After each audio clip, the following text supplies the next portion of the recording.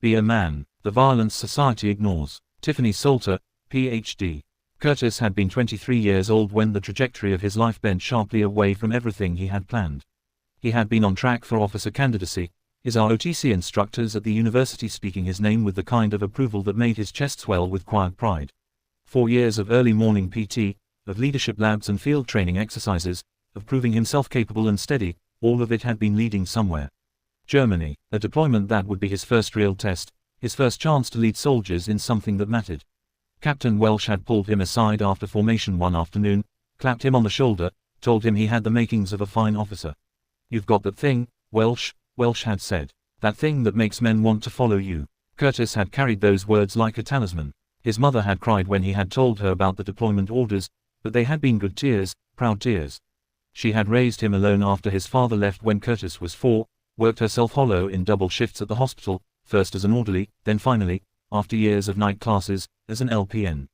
He remembered her feet, always swollen in those white shoes, the way she had come home smelling of antiseptic and exhaustion. She had never complained, never made him feel like a burden. She had simply given everything, worn herself down to the bone so he could have what she had never had, options, opportunities, a future that was not just about survival. The military had been his way of honoring that sacrifice, of becoming someone who served something larger than himself.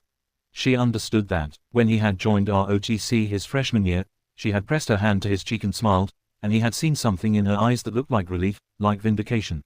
He had met Adriana at a party in late April, 6 weeks before he was supposed to ship out. One of those sprawling off-campus houses where the music was too loud and the beer was cheap and everyone was celebrating the approaching end of the semester. She'd been standing near the keg, laughing at something her friend said, and when she had turned and caught him looking, she had held his gaze with a boldness that had surprised him. She was pretty in an uncomplicated way, blonde hair, bright smile, the kind of confidence that came from always having been noticed. They had talked for an hour, shouting over the music, and when she had leaned in close to hear him, he caught the scent of her perfume, something sweet and a little too strong. 3 dates, that is all it had been. A movie, dinner at an Italian place downtown, and one night at her apartment where things had gone further than he had planned. He had liked her well enough, she was easy to be around, made him laugh, did not ask complicated questions. But he had not been thinking about forever. He'd been thinking about Germany, about his career, about finally stepping into the life he had been building toward. The bathroom had been small, cramped, the fluorescent light buzzing overhead. Adriana had called him over to her apartment, her voice strange on the phone, tight and high. When he'd arrived, she had handed him the test without saying anything, just thrust it at him like evidence. 2 pink lines. He had stared at him, his mind going blank and then flooding all at once with 1,000 implications. She had been watching his face, her arms crossed over her chest. "I'm keeping it," she had said, before he could even process what he was seeing. Not a question, a statement. "I just thought you should know." He'd stood there, the plastic stick in his hand, and felt the future he had imagined, the deployment, the officer's commission, the career of service and purpose, begin to recede like a tide going out. His mother's face had appeared in his mind, unbidden.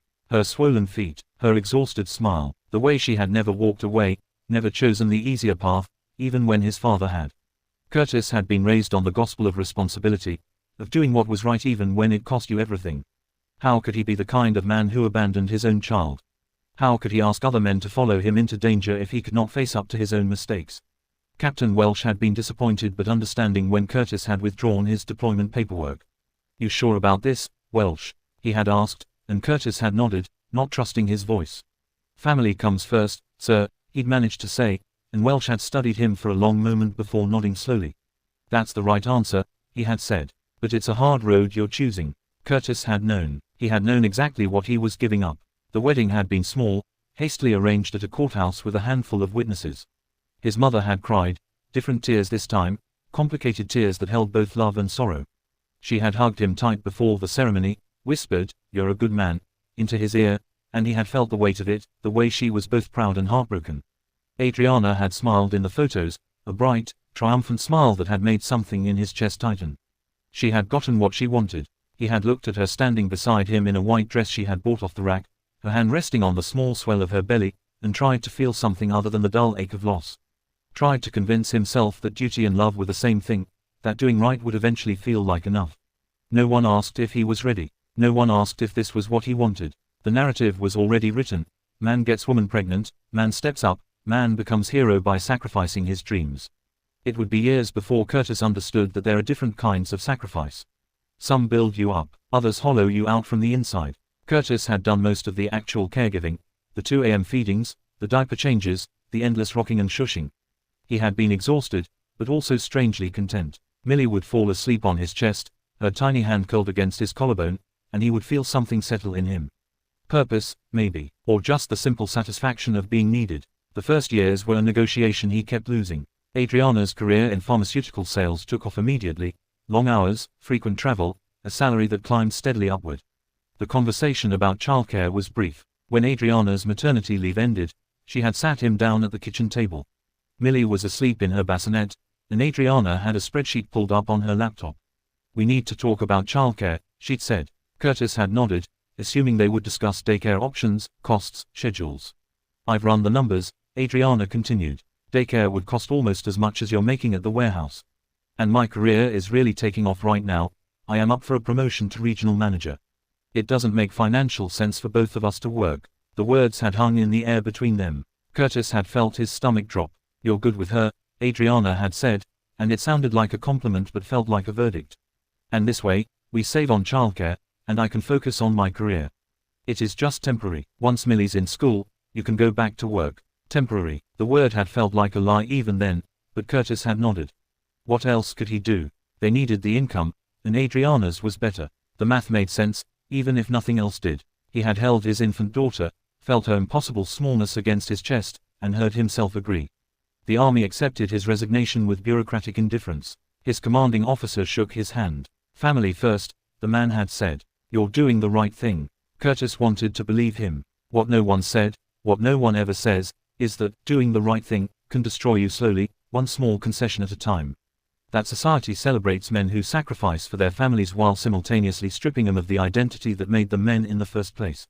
He was a soldier who became a house husband overnight, and the world had no framework for understanding what that cost him. His army buddies seemed further and further away with each passing day. The invitations to reunions came with awkward silences when he explained he could not make it, had to watch the kids, Adriana was traveling, you know how it is. "Lucky you," they would say, laughing. "Getting to stay home while your wife works. Living the dream, man." He would laugh too, because what else could he do? Tell them that he felt like he was disappearing. That every day he spent in domestic routines felt like another layer of himself being sanded away. Men do not say those things. Men do not admit that they are drowning in a life that looks, from the outside, like a reasonable compromise. Adriana's control was comprehensive but subtle, like water finding every crack in stone. She monitored the bank accounts, questioned every purchase. She decided where they would live, which schools the kids would attend, how holidays would be spent. The financial control was particularly insidious. Adriana's name was on everything: the house, the cars, the credit cards. Curtis had access, technically, but every purchase was scrutinized. $40 at the hardware store. She would ask, scrolling through the bank app. "What did you need?" "Supplies to fix the deck railing. It was loose, and I thought, you should have asked me first." We're trying to save money. But when Adriana spent $300 on a new handbag, that was an investment in her professional image. When she booked a spa weekend with her colleagues, that was necessary self-care. Curtis's needs were always negotiable. Adriana's were always essential. The worst part was not the criticism or the control. It was the cold calculation of her love. She would touch him when she needed something, affection as transaction, intimacy as leverage. In bed, he would stare at the ceiling afterward and feel the gulf between them widening, a canyon of unsaid things. He did not love her. He was not sure he ever had. And he knew, had always known, she did not love him either. Once, after a particularly brutal argument about Curtis wanting to take a weekend class in carpentry, Adriana had said, "You're so selfish. I work 60 hours a week to support this family, and you want to waste money on hobbies." "It's not a hobby," Curtis had said quietly. "It's something I'm interested in. Something that's mine." "Nothing is just yours anymore, Curtis. That is what marriage means. That is what being a father means. You gave up the right to be selfish when you got me pregnant." The words hung in the air like poison gas. "You got me pregnant," as if he had done it alone, as if the choice to keep the baby, to get married, to structure their entire lives around her career, as if none of that had been her decision too. But that was the narrative she had constructed, and over time, Curtis had started to believe it. That he was the one who had derailed her life, that he owed her everything, that his pain was the price of his mistake. Society reinforced this narrative at every turn. Men who complained about their wives were weak. Men who felt controlled were paranoid. Men who wanted out were abandoning their responsibilities. There was no framework for understanding that men could be victims too. That abuse didn't require physical violence. That a man could be systematically destroyed by a woman who never raised her hand against him. By the time Daniel was born 2 years later, Curtis had become fluent in the language of disappearing. The pregnancy had been unplanned, or at least, Curtis had not planned it. Adriana had been vague about the details, and he'd learned not to ask too many questions. When she had told him, her hand resting on her still flat stomach, she'd looked almost defiant, as if daring him to object. He had not. What would be the point? Daniel arrived in September, 3 weeks early, and screaming like he had opinions about the world already. Where Millie had been a fussy, colicky baby who had needed constant soothing, Daniel was different from the start. He was easier in some ways, slept longer stretches, did not mind being put down, but also more demanding of attention when he was awake.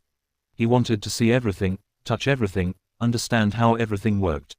Even as an infant, he would stare at Curtis with these intense, dark eyes, like he was taking notes. Millie, at 2, had been less than thrilled with the new arrival. She had stood by the bassinet, arms crossed, and announced, "Baby's too loud. Take him back." Curtis had laughed, the first real laugh he had had in months. "Doesn't work that way, sweetheart." "Why not?" "Because he's your brother. He's part of our family now." Millie had considered this with the gravity of a judge deliberating a verdict. Finally, she had reached into the bassinet and patted Daniel's head with one chubby hand. "Okay, but he has to be quiet at nap time." Those early months with 2 kids had been chaos. Curtis would be changing Daniel's diaper while Millie dumped an entire box of cereal on the kitchen floor. He would be nursing Daniel, bottle propped carefully, while Millie decided to give herself a haircut with the kitchen scissors. Once, he had found her in the bathroom, covered head to toe in diaper cream, because she had wanted to be a ghost. "Millie, no," had become his most used phrase, followed closely by, "Where did you get that?"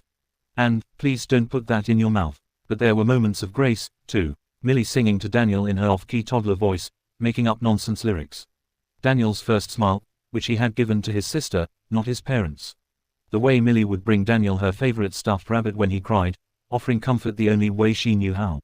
Curtis took them to playgroups at the library, to the park, to the children's museum on rainy days.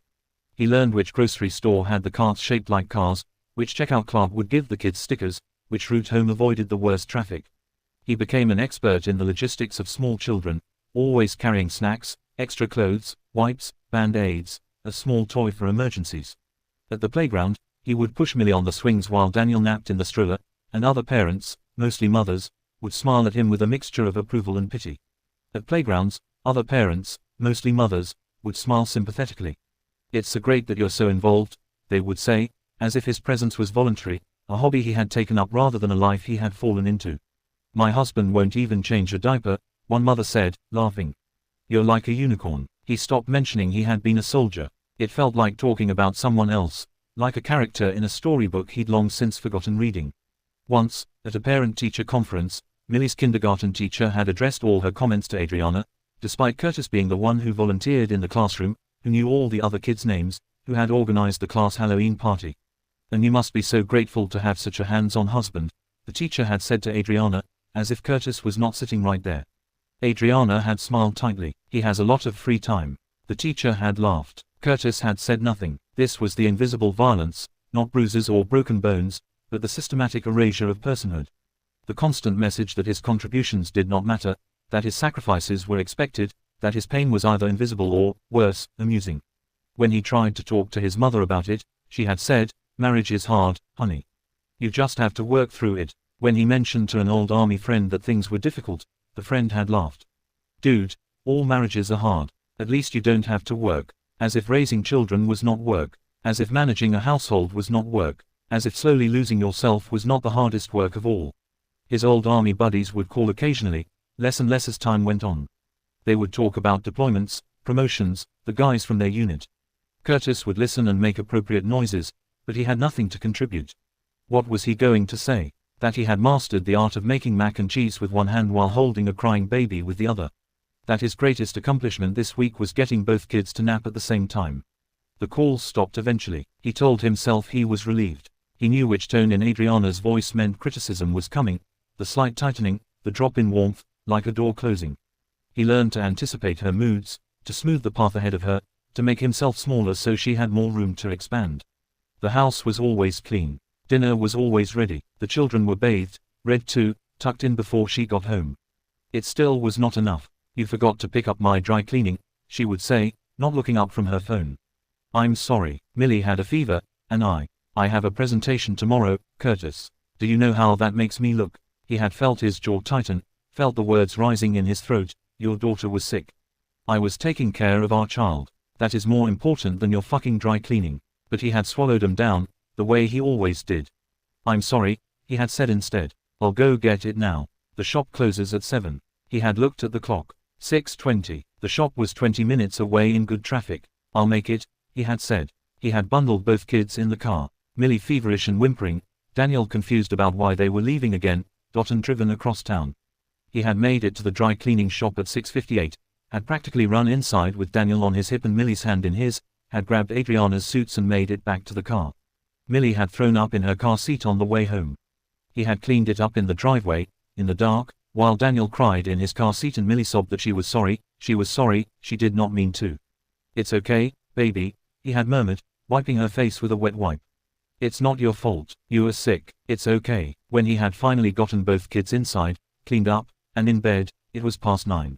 Adriana was in the living room, watching TV. "Did you get my dry cleaning?" she had asked. "Yes, thank you." She had not looked away from the screen. He had stood there for a moment, waiting for her to ask about Millie, about the fever, about how the daughter was feeling.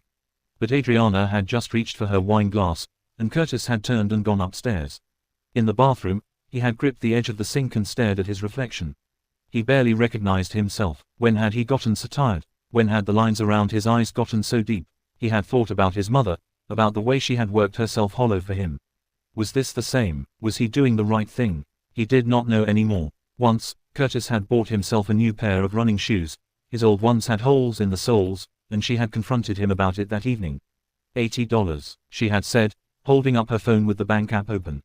"For shoes, my old ones were falling apart. You don't even run anymore. I was thinking I might start again. You said I should have a hobby." She'd given him a look that made him feel about 6 inches tall. "I meant something productive, like taking an online course. Something that might actually help you get back into the workforce eventually." He had wanted to point out that he was in the workforce, he just was not getting paid for it. That raising their children was productive, was valuable, was work. But he had learned that arguments like that went nowhere. "I'll return 'em," he'd said. "Don't bother, it is done now. Just think before you spend, okay? We're not made of money." As if they were a team. As if his name was on the account as anything other than a courtesy. She decided where they would live, a house in her preferred neighborhood, close to her office. She decided which schools the kids would attend, which pediatrician they would see, how holidays would be spent.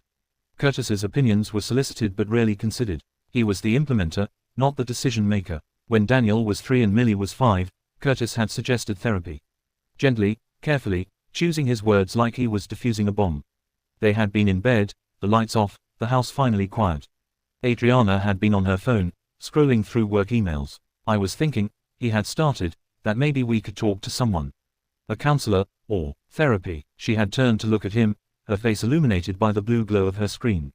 "What do we need therapy for? I just think we could use some help. With communication, maybe. I feel like we are not really connecting anymore, and..." She had laughed. Actually laughed. "Curtis, you're stressed because you're home all day. That is not a marriage problem, that is a you problem.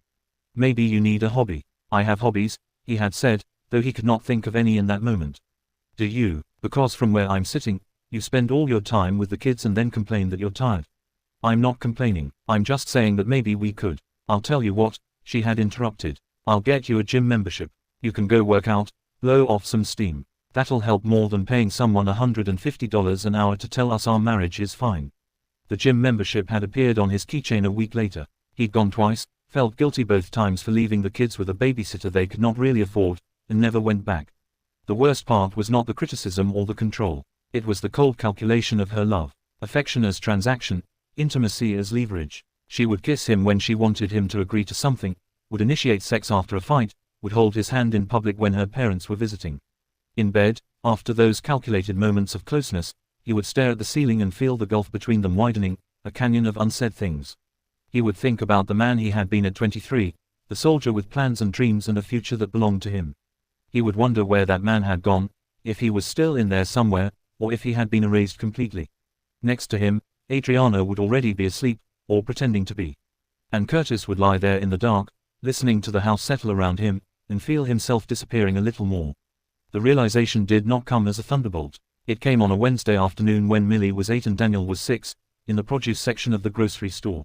Millie had been begging for strawberries, they were her favorite, and they were on sale.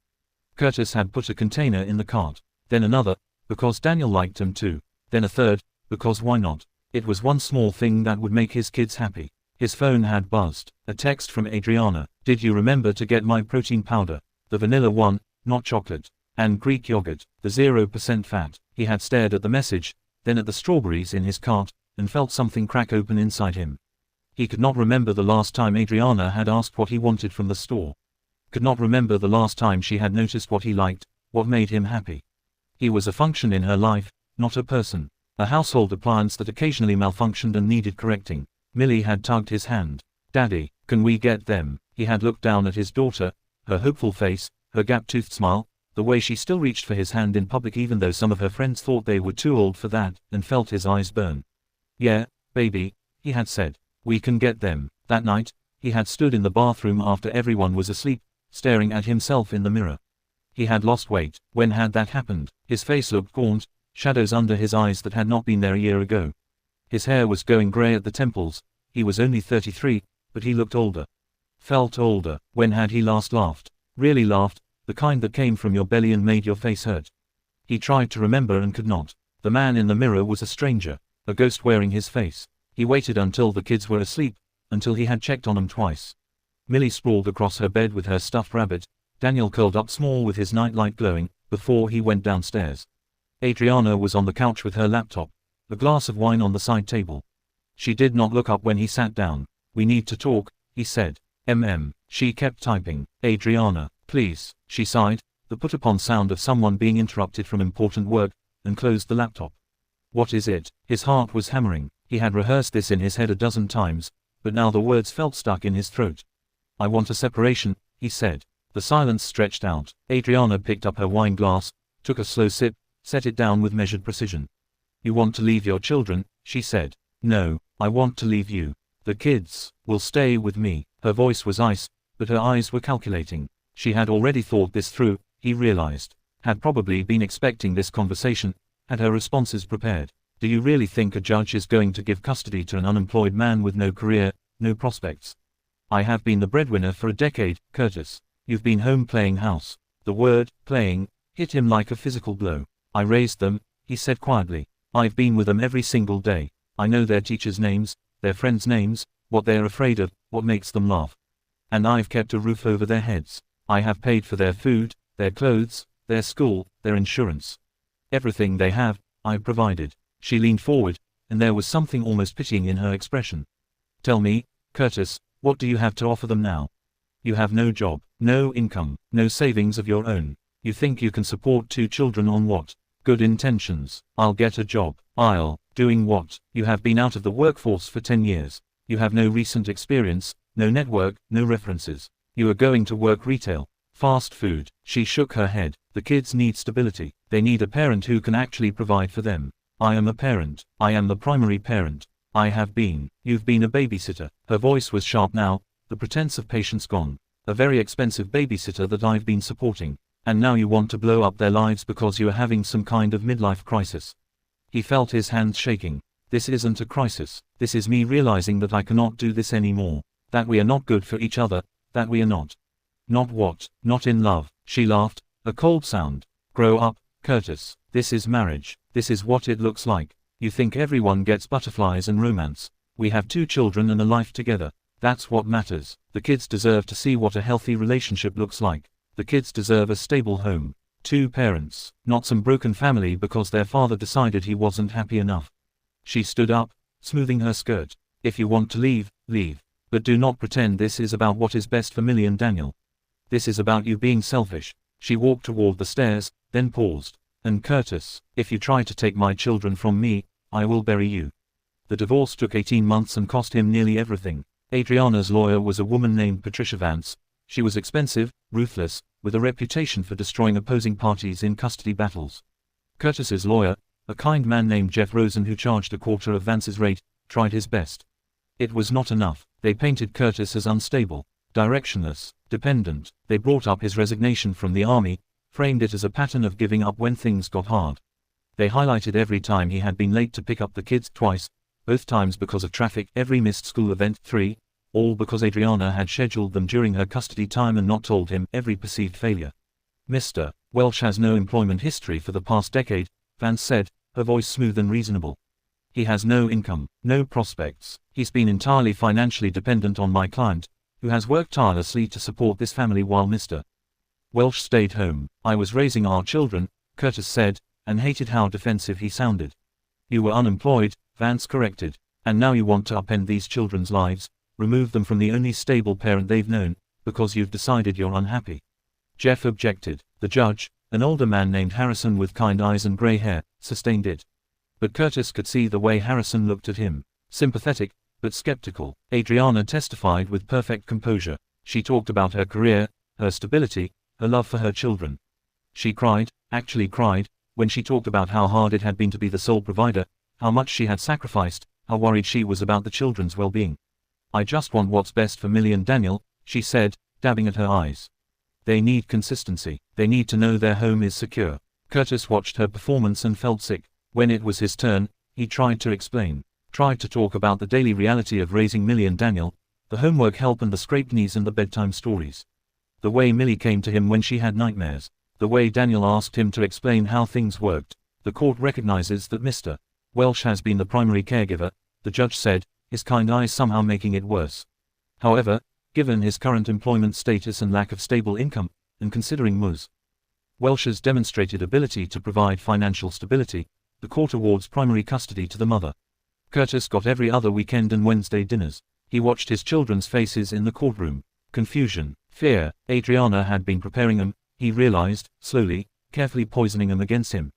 Dad's been having a hard time, he imagined her saying. He's not himself. We need to be understanding. Quote, after the hearing, Curtis stood in the courthouse hallway while Adriana's lawyer handed him papers to sign.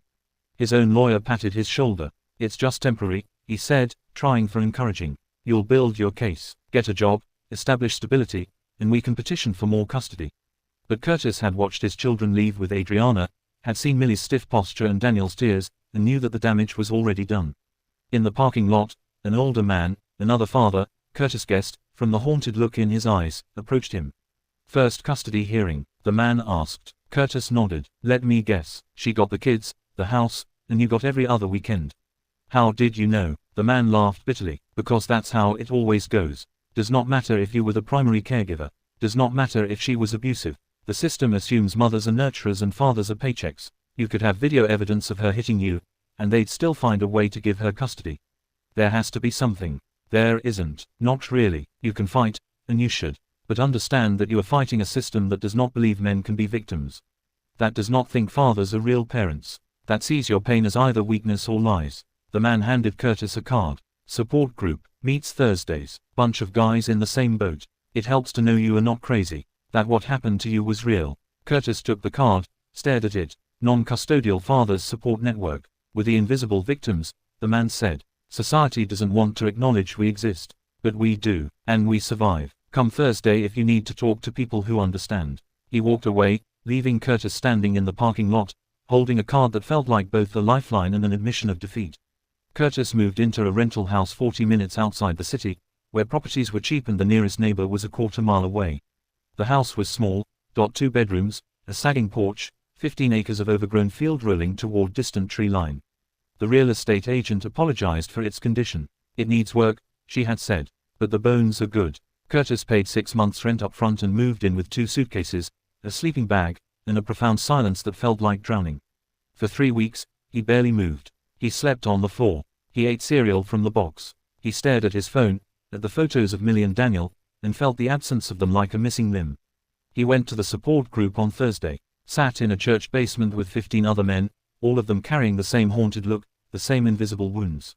They told their stories, each one different in details, identical in structure. Women who controlled, manipulated, isolated. Systems that did not believe them. Children used as weapons. Finances weaponized. Identities erased. I tried to tell my family, one man said. My own mother told me I was being dramatic. Said all marriages have problems. Said I should be grateful my wife was successful. I called the police once, another man shared. When she threw a plate at my head. They laughed. Actually laughed. Asked me if I was really afraid of my wife. I lost my kids, a third man said, his voice breaking.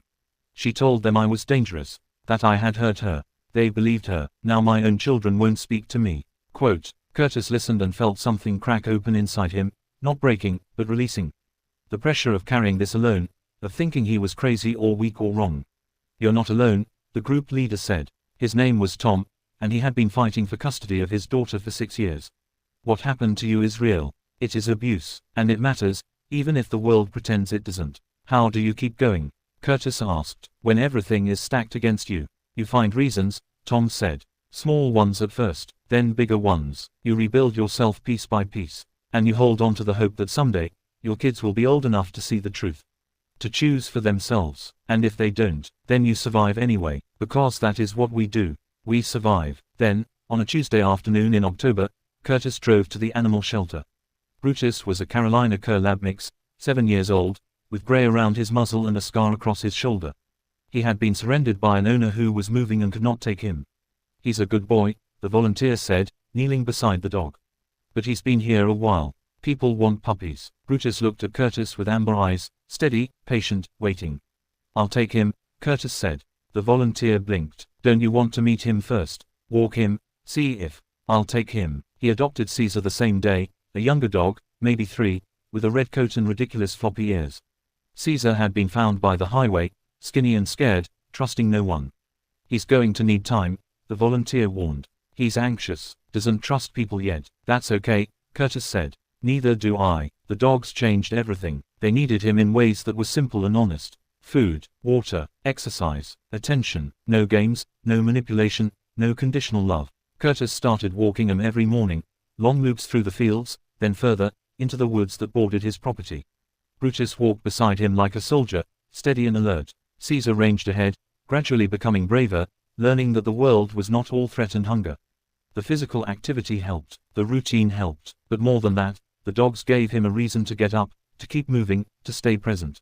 At the support group, Tom noticed the change. You look better, he said. Got dogs? Curtis replied. Tom nodded knowingly. Dogs don't judge, do not gaslight you, do not tell you your feelings are wrong. Sometimes that's what we need, something that just loves us without conditions.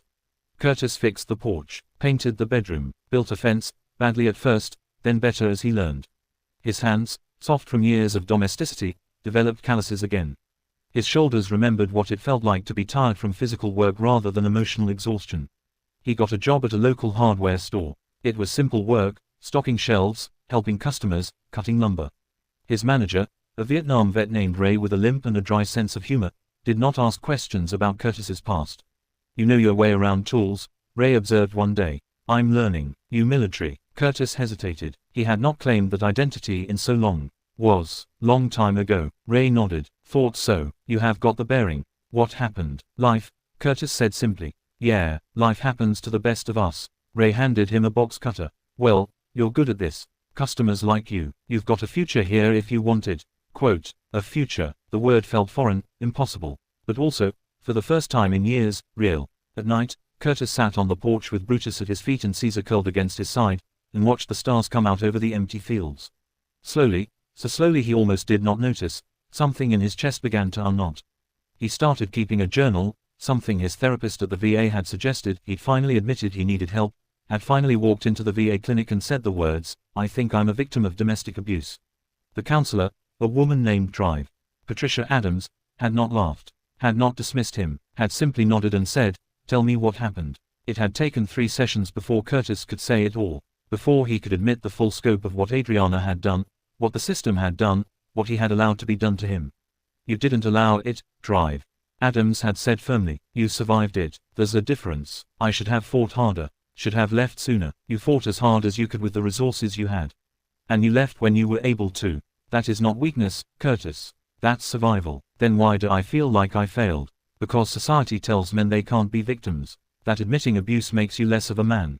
But that is a lie. Surviving abuse, especially when no one believes you, when the system works against you, that takes more strength than most people will ever need. In his journal, Curtis wrote about the small victories. The fence he had built. The promotion at work. The way Caesar now came when called. Trust slowly rebuilding. The Wednesday dinners with his children, awkward but present. He wrote about the losses too. The career he would never have. The years with his children he would never get back. The man he had been before Adriana, before the slow erosion of self. But mostly, he wrote about the future, about the home he was building, about the hope that someday, his children would understand, about the possibility that he could be whole again, even if he would never be the same. He saw his children every other weekend, and each visit was a fresh wound. Millie was distant now, almost a teenager, communicating in shrugs and monosyllables. Daniel was angry, sudden rages about nothing, tears he could not explain. "Why did you leave?" Daniel screamed at him once, during their second visit. "Mom says you just left." Curtis knelt in front of his son, choosing his words carefully. He could not tell Daniel the truth, not yet, maybe not ever. Could not say your mother made me disappear without making Daniel hate her. Could not explain adult abuse to a 6-year-old who still believed his mother was perfect. "I didn't leave you," Curtis said carefully. "I left a situation that wasn't healthy. I love you more than anything. Then why don't you live with us?" How could he explain? How could he say that staying would have killed him, that he was already halfway to gone, that leaving was the only way to survive? "Sometimes grown-ups can't live together anymore," he tried. "But I will always be your dad. Nothing changes that." Daniel had cried in his arms, and Curtis held him, and wondered if love was enough when the narrative had already been written against you. Millie watched from the doorway, her expression unreadable. Later, when Daniel was asleep, she approached Curtis in the kitchen. "Mom says you had a breakdown," she said. Not a question, an accusation. "I had a breaking point," Curtis corrected gently. "There's a difference. She says you couldn't handle being a dad, that you wanted your freedom more than you wanted us." Each word was a knife, and Curtis could hear Adriana's voice behind them, carefully crafted to wound. "Millie, I want you more than anything in the world. Both of you. But I also needed to survive. And I could not do that in the situation I was in." "What situation?" "Mom gave you everything. You didn't even have to work. Raising you was work, the most important work I've ever done. Then why did you stop?" "I didn't stop. I am still your father. I am still here. I'm just here differently now." Millie's face crumpled, and for a moment, she looked like the little girl who used to draw impossible gardens and see magic in puddles. "I don't understand any of this. I don't understand why everything had to break." Curtis pulled her into a hug, felt her resist, then slowly soften. "I know, sweetheart, I know, and I am sorry. I'm so sorry that you're caught in the middle of this. Mom cries sometimes," Millie whispered. "At night. She thinks I don't hear, but I do." Curtis's chest tightened. "I'm sorry she's hurting too. Are you sorry you left?" He thought about the question carefully. "I'm sorry for the pain it caused. I am sorry you and Daniel are confused and scared. But no, I am not sorry I left. Because staying would have meant disappearing completely. And then you wouldn't have a father at all." Millie pulled back, studied his face. "You look different, older, but also, I don't know, more real." "I'm finding myself again," Curtis said. "It takes time." "Will you ever come back?" "Not to your mom. That part of my life is over. But to you, Millie, I never left you. I am right here. I'll always be right here." She nodded slowly, processing. Then, "Can I see your new house? Mom says it's in the middle of nowhere and probably falling apart." Curtis smiled despite himself. "It's in the country, and it is a work in progress. But yes, you can see it. Both of you. It's your home too, whenever you want it to be." Months became a year. The year became 2. Curtis got promoted at the hardware store, then again. Ray retired and recommended Curtis for assistant manager. The owner, a woman named Linda who had built her business from nothing, saw something in him. "You're steady," she said. "People trust you. That matters." He started taking classes at night, first business management, then accounting. Not because he needed to, but because he wanted to remember what it felt like to build something. At the support group, men came and went. Some found their footing, rebuilt their lives, regained custody or at least meaningful relationships with their children. Others spiraled, lost in bitterness and grief. Curtis tried to be one of the success stories, tried to show the newer members that survival was possible. "How do you do it?" a young father asked him once. The man's wife had just been granted full custody despite documented evidence of her verbal abuse. "How do you keep going when the system is so broken?" "You find meaning in the small things," Curtis said. "You build a life that's yours. You hold on to hope that your kids will eventually see the truth. And you forgive yourself for not being able to fix everything." "Do you forgive her, your ex?" Curtis thought about Adriana, about the girl she had been, the woman she had become, the damage she had done. "I'm working on it, not for her sake, but for mine. Because carrying that anger just gives her more power over me." That's very evolved of you. It's survival, Curtis corrected. Anger is exhausting. I need my energy for rebuilding. The house transformed around him. He renovated the kitchen, replaced the roof, painted the exterior a deep blue that reminded him of dawn. He built a workshop in the barn, taught himself woodworking from YouTube videos and patient trial and error. He made a table, solid oak, careful joinery, polished until it gleamed. Then chairs to match, a bookshelf, a bed frame. Who's all this for? Ray asked once, stopping by with beer and war stories. Curtis looked around the house, at the extra bedroom he had furnished but left empty, the third chair at the table, the space he was creating. Hope, Curtis said simply. In his journal, he wrote, "Today I realized I'm not building a house. I'm building a sanctuary, a place where my children can come when they're ready to see the truth. A place where they can be safe, be themselves, be loved without conditions.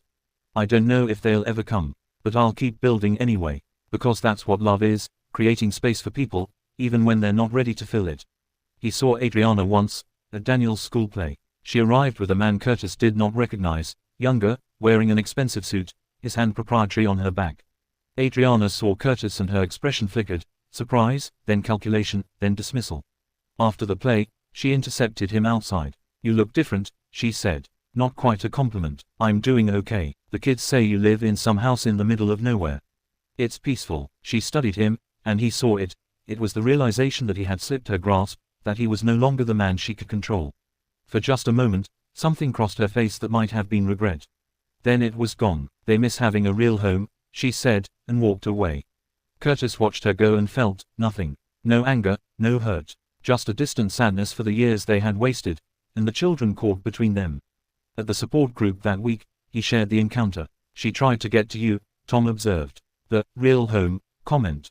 Classic manipulation. "I know, but it did not work. I think I'm finally free of her. That's the goal," Tom said. "Not revenge, not vindication. Just freedom. The ability to hear their poison and not drink it." Another member, a man named James who had been fighting for custody for 3 years, asked, "Do you think she knows what she did to you? Do you think she understands that it was abuse?" Curtis considered this. "No, I don't think she does. I think in her mind, she was the victim. I was the one who failed her, who did not live up to her expectations, who abandoned her. She's rewritten the story so completely that she believes her own narrative. Does that make it better or worse? Neither. It just makes it sad. She's trapped in her own story, and she doesn't even know it." "You're more generous than I could be," James said. "It's not generosity. It is acceptance. I cannot change her. I can't make her see what she did. I can only control my own healing, my own story, my own future." Tom nodded approvingly. "That's the work. That's how you survive." Forgiveness came quietly, on an ordinary Wednesday. Curtis was working in his shop, Brutus and Caesar dozing in the late afternoon sun, when he realized he had been thinking about Adriana without the usual tightness in his chest. He thought about the girl she had been at 22, ambitious, scared, trying to build a life. He thought about the pressure she must have felt, the walls she'd built to protect herself. He thought about how hurt people, and how they had both been trapped in a story neither of them wanted. He did not excuse what she had done, but he could see it clearly now, without the fog of his own pain distorting everything.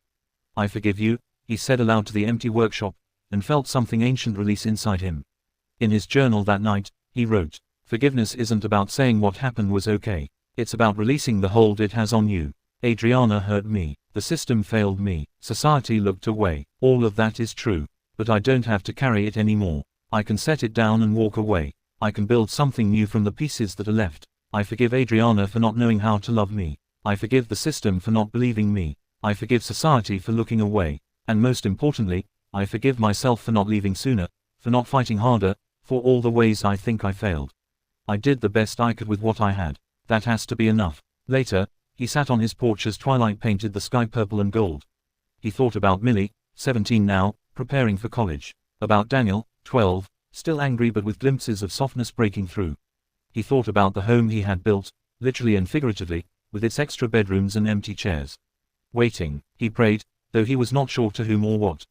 Just sent the wish out into the gathering dark. Let them find their way. Let them know they're loved. Let them break free when they're ready. Let this be a place they can come home to. Brutus lifted his head, pressed his muzzle against Curtis's hand. Caesar shifted closer, a warm weight against his leg. The stars began to emerge, one by one, and Curtis sat surrounded by the quiet he had built and the hope he carried, and waited. At the next support group meeting, a new member arrived. He was a young man, maybe 25, with fresh bruises on his arms and terror in his eyes. My girlfriend, he said, voice shaking. I tried to leave, and she said she would tell everyone I hit her. She said no one would believe me. She said, we believe you, Curtis said firmly. What happened to you is real, and you're not alone. The young man looked around the circle of faces, all these men who'd survived what he was surviving, who had made it to the other side. Does it get better? He asked. Yes, Curtis said. It gets better, not easy, not quick, but better. You survive, you rebuild, you find yourself again. How? One day at a time. One small choice at a time. You start by believing that you deserve better, that your pain matters, that you're worth saving. The young man nodded, tears streaming down his face. Thank you for being here, for showing me it's possible. Curtis thought about the man in the courthouse parking lot who had given him the card for this group. About the chain of survival, each man helping the next. We're here, he said. We'll help you through this, because that is what we do. We survive together. Quote, Daniel was 10 when he showed up for his weekend visit with a broken skateboard and defiant eyes. Mom said to throw it away, he announced, dropping his backpack by the door. Said it's garbage and she's not buying me another one after I destroyed this one. Curtis took the board, turned it over in his hands. The deck was fine, just scuffed. One of the trucks was bent, the wheel axle sheared clean through, probably from some ambitious jump that had not quite landed. Did you destroy it? Curtis asked. Daniel's chin came up. I was trying a kickflip off the parking curb. It was awesome until it wasn't. Curtis felt something shift in his chest, recognition, mirror sharp. How many times had his own father said the same thing? How many projects had he broken in the pursuit of figuring out how they worked? But more than that, he heard Adriana's voice in Daniel's story. The dismissal, the refusal to replace something broken. The message that Daniel's interests, his attempts at mastery, his very boyhood was an inconvenience. Come on, he said, heading toward the workshop. Let's see what we can do. Daniel followed, trying to look uninterested, failing completely. The workshop had become Curtis's sanctuary. A converted barn with pegboards of tools, a solid workbench Curtis had built himself, and the smell of sawdust and machine oil. Brutus immediately claimed his spot in the corner. Caesar investigated Daniel's shoes with thorough enthusiasm. Okay, Curtis said, clamping the skateboard to the bench. First rule of fixing anything, understand what broke and why. The truck snapped, Daniel said, pointing. Obviously, but why? Metal does not just snap. Was it cheap metal, poor design, or? Curtis ran his finger along the brake. See this? Stress fracture. This thing has been taking a beating for a while. The break was just the final moment. Daniel leaned in, suddenly focused. So, it was already breaking. Everything is always either breaking or being fixed, Curtis said. Nothing stays the same. That is actually the secret to fixing things. Of understanding that nothing is permanent. You're just extending the life of something, or giving it a new purpose. He pulled out a drawer of salvaged parts, old hinges, bolts, pieces of things that had once been other things. Now, we could order a new truck online, wait a week, spend $30. Or we could fix it ourselves, Daniel finished, eyes bright now. Exactly. They worked for 2 hours, losing track of time entirely. Curtis showed Daniel how to remove the broken truck, how to measure and assess what they had to work with. They could not fix the original, the brake was too clean, but Curtis had an old inline skate in his salvage bin. Together, they figured out how to adapt the wheel assembly, drilling new mounting holes, using a file to smooth the rough edges. Won't this make it uneven? Daniel asked, holding up the mismatched trucks. Maybe, might ride weird, but maybe weird is interesting. Maybe weird becomes your style. Curtis handed him the screwdriver. Only one way to find out. Daniel's hands were smaller than Curtis's, but they moved with the same careful precision, the same instinct to understand before acting, to think through the problem from multiple angles. Curtis watched his son work and felt a fierce protectiveness rise in his chest. Daniel was so much like him, methodical, curious, determined. And Adriana was already trying to break that in him, to make him feel like his interests were worthless, his attempts at mastery were destruction. Your mom, Curtis said carefully, she doesn't understand how boys learn. How we need to take things apart, push boundaries, test limits. That is not destruction, that's exploration. Daniel did not look up from his work. She says I'm careless, that I don't think before I act. Do you think that's true? I don't know, maybe. Daniel, look at what you're doing right now. You are problem solving, you're being careful with the tools. You are thinking 3 steps ahead. That is not careless, that's competent. Daniel's hands stilled. She makes me feel stupid sometimes. Like everything I do is wrong. Curtis's jaw tightened. This was the poison, delivered daily. The systematic erosion of a child's confidence, the same way Adriana had eroded his. You're not stupid. You are brilliant. And your mom, she has her own issues, her own way of seeing the world. But that doesn't make her right about you. Are you saying she's wrong? I'm saying she doesn't see you clearly. She sees what she expects to see, what fits her narrative. But I see you, buddy. I see how smart you are, how creative, how determined. And I'm proud of you. Daniel's eyes filled with tears. He tried to blink away. Really, every single day, I'm proud of you. When they were done, the skateboard looked Frankenstein-ish, one original plate, one adapted from parts that never meant to meet, but it was solid. Try it, Curtis said. Daniel carried it outside, placed it on the smooth concrete pad Curtis had poured behind the workshop. He pushed off tentatively, then with more confidence. The board rode slightly different, a little looser on the improvised side, but it held. It works. Daniel's grin was pure sunlight. You made it work, Curtis corrected. That's all yours, buddy. Daniel rode in circles, testing the board's new personality, and Curtis watched from the doorway and thought about inheritance. Not just genetic traits, but the things we teach our children about themselves. Adriana was teaching Daniel that he was careless, destructive, wrong. Curtis needed to teach him something different, that he was capable, creative, worthy. It was a battle for his son's soul, and Curtis was determined to win it. That night, making dinner together, another thing they'd fallen into, this ritual of creating something from raw ingredients. Daniel was different. The usual guardedness had dropped away. Mom says you couldn't hack it, he said suddenly, chopping vegetables with the careful attention Curtis had taught him. Says you gave up on your career, on being successful. Curtis's hands paused over the chicken he was seasoning. This was the poison, delivered through a child who did not understand he was carrying it. What do you think? Curtis asked carefully. Daniel was quiet for a long moment, the knife making rhythmic sounds against the cutting board.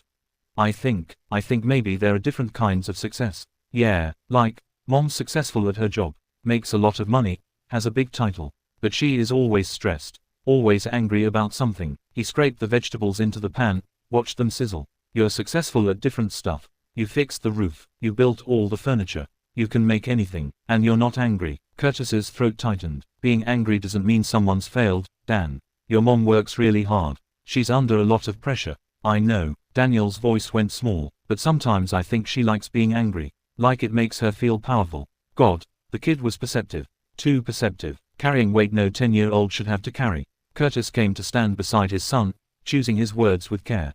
Here's what I believe. Success is not about money or titles or what other people think. It is about integrity, doing what you say you'll do. It is about creating things that matter, even if they're small.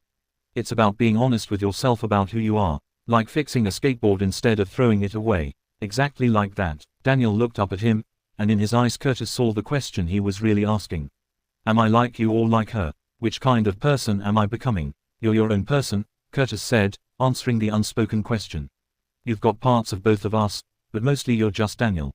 And Daniel is pretty great. Even when I break things. Especially when you break things. Because that means you are trying. You are pushing boundaries. You are learning. That's how we grow. They finished cooking in comfortable silence, and when they sat down to eat, Daniel said, I like it here.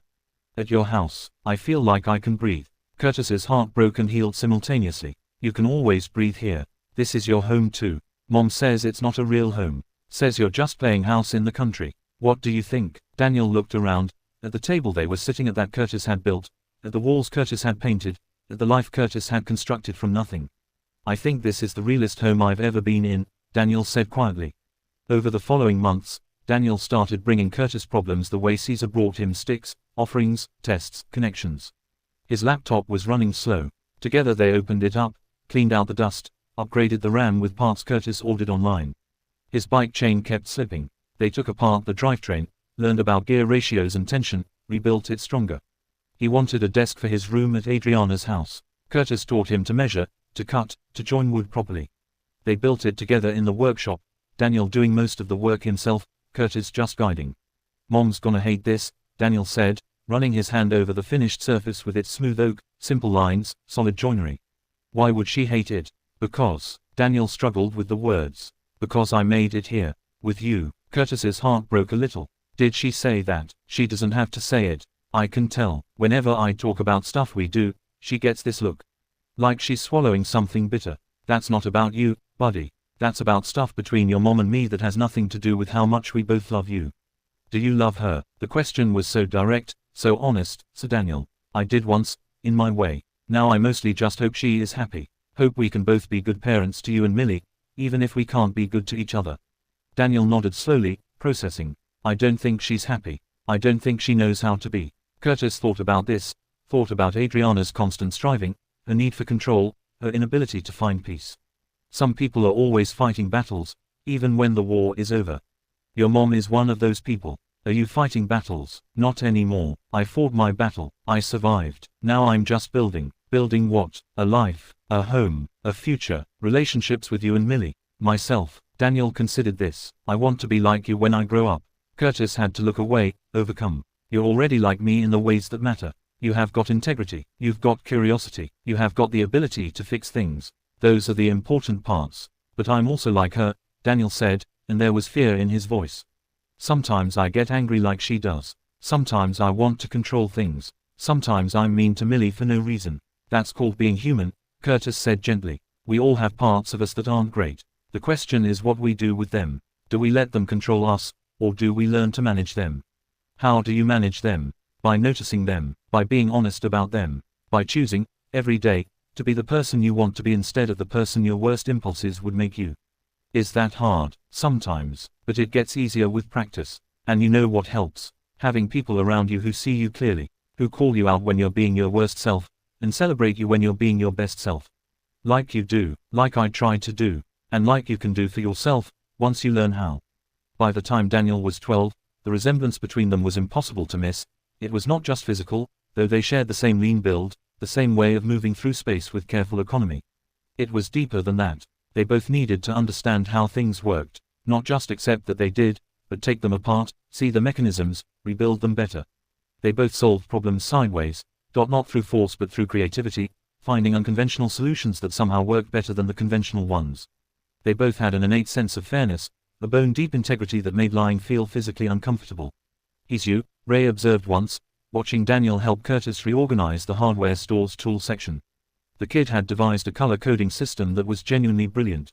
Same brain, same hands, same heart. Curtis watched his son explain the new system to a customer with patient enthusiasm and felt pride war with grief. Pride that Daniel was becoming such an extraordinary person. Grief that he was missing so much of it. But also determination. Determination to be present for every moment he was allowed. To make every weekend, every Wednesday dinner, every phone call count. To be the steady presence in Daniel's life that would anchor him when Adriana's chaos threatened to pull him under.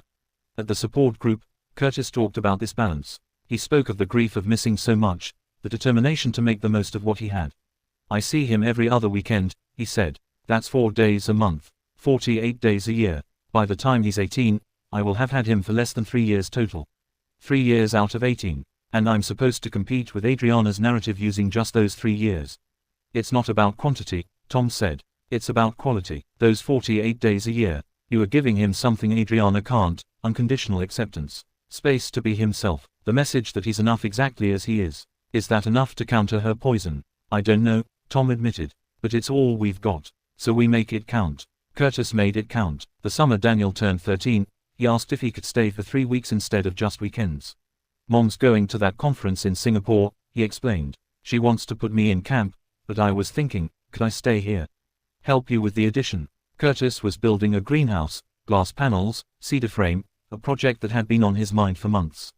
It'll be a lot of work, he warned. Good, Daniel said simply. Adriana agreed, though Curtis could hear the reluctance in her voice. He has his phone. I expect updates. Daily, of course. And Curtis, don't try to turn him against me. I've never done that, Adriana. Haven't you? She hung up before he could respond. Curtis stared at his phone, feeling the old anger try to rise. But he had learned to let it go, to not take the bait. In his journal, he wrote, she still thinks I'm the enemy. Still thinks I'm trying to poison the kids against her. She can't see that I'm just trying to love them. That I've never said a bad word about her to them, even when I had every right to. That I'm trying to give them space to form their own opinions. But that's her narrative, and she'll hold on to it no matter what I do. So I'll just keep being present. Keep being steady. Keep being the father they need. Those 3 weeks were everything. Daniel threw himself into the greenhouse project with fierce concentration. He learned to cut glass, to measure twice and cut once, to think 3 steps ahead. When something did not work, and plenty did not, he did not get frustrated. He got curious. Why isn't this corner square? He would ask. Or, what if we angled this differently? Or, could we use cable instead of rod here? They would work out the problems together, Curtis asking questions more than giving answers, letting Daniel's natural ingenuity find the path forward. Curtis watched his son grow in those 3 weeks, not just in skill, but in confidence. Watched him tackle challenges that would have defeated him a year ago. Watched him persist through frustration, celebrate small victories, take pride in his work. This was what Daniel needed: space to try and fail and try again without judgment. Space to be competent without someone telling him he was doing it wrong.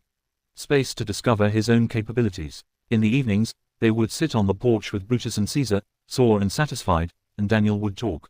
Really talk. About school, about friends, about Millie who was leaving for college soon and how weird that felt. About his art. He had started drawing intricate mechanical sketches of impossible machines. Mom says art isn't practical, Daniel said one night, showing Curtis a drawing of a clockwork bird.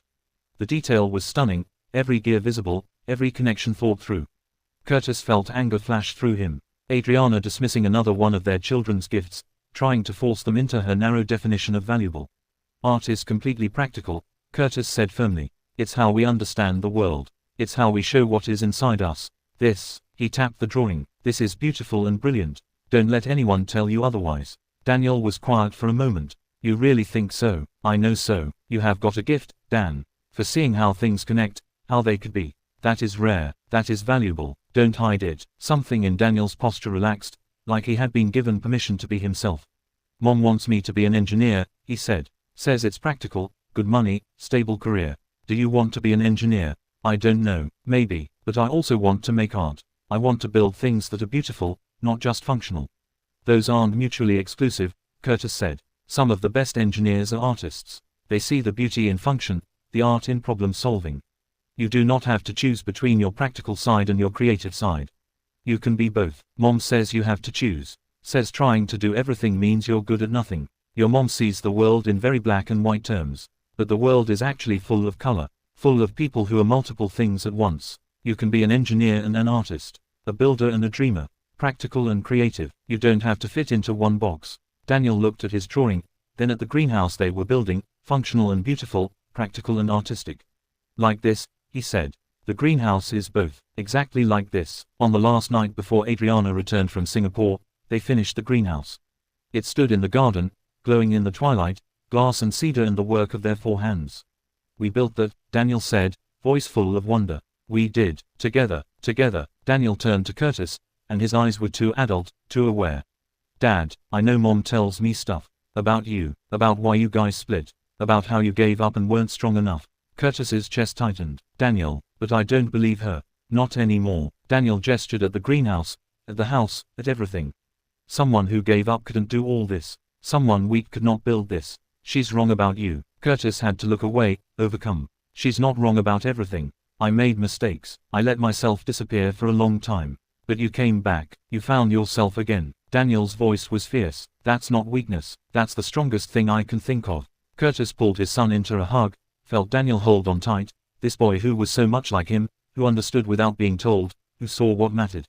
You're going to be okay, Curtis whispered. Whatever happens, whoever tries to tell you who you are, you're going to be okay. Because you know yourself. You have got integrity. You've got creativity. You have got the ability to fix anything, including yourself when you break. Those things, nobody can take those from you. Daniel nodded against his shoulder. Will you be here when I need to come back? Always, Curtis promised. This is your home too. Whenever you are ready, however long it takes. They stood there in the gathering dark, father and son, and Curtis thought about all the men in his support group who had lost the children completely. Who had been alienated so thoroughly that their kids would not speak to them, would not see them, believed every lie their mothers told. He thought about how lucky he was, how despite everything, despite Adriana's poison and the system's failures and society's blindness, he still had this. These moments, this connection, this love. It was not enough, it would never be enough, but it was something, and he would protect it with everything he had. When Adriana picked Daniel up the next day, Curtis watched his son climb into her car carrying the skateboard they had fixed together, his sketchbook full of impossible machines, and something new in his posture, a straightness, a certainty. Adriana did not get out of the car. She barely looked at Curtis, but Daniel turned, gave him one last look through the window, a look of understanding, of recognition, of promise. Curtis stood in his driveway long after they had gone, Brutus and Caesar pressed against his legs, and thought about inheritance. Not money or property or name, but the things that really passed from parent to child. Integrity, creativity, ingenuity, the ability to fix what is broken, including yourself.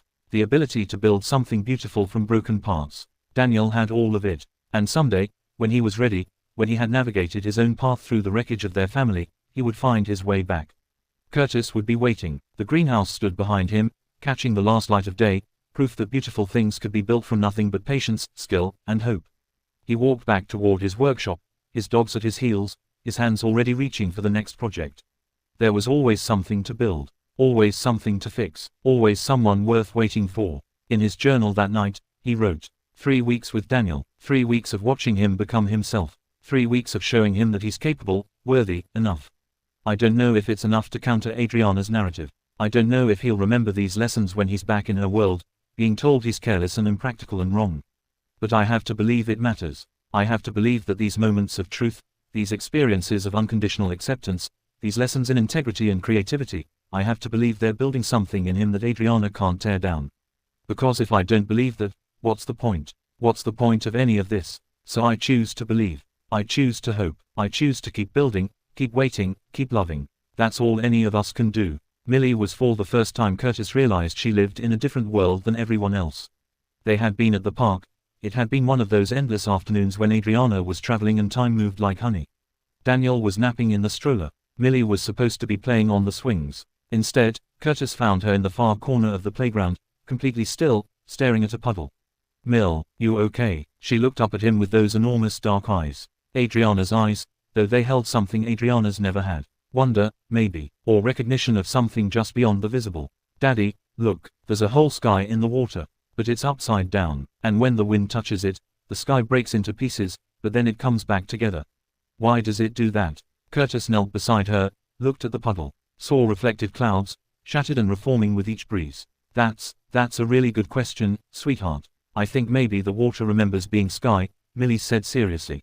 "Before it fell down as rain. So it tries to hold the sky inside it, to remember where it came from." She was 4 years old. Curtis felt something shift in his understanding of his daughter. She was not just seeing the world. She was interpreting it, translating it into something more than what was physically there. "That's beautiful," he said softly. Millie smiled at him. It was that rare, luminous smile that made her whole face glow.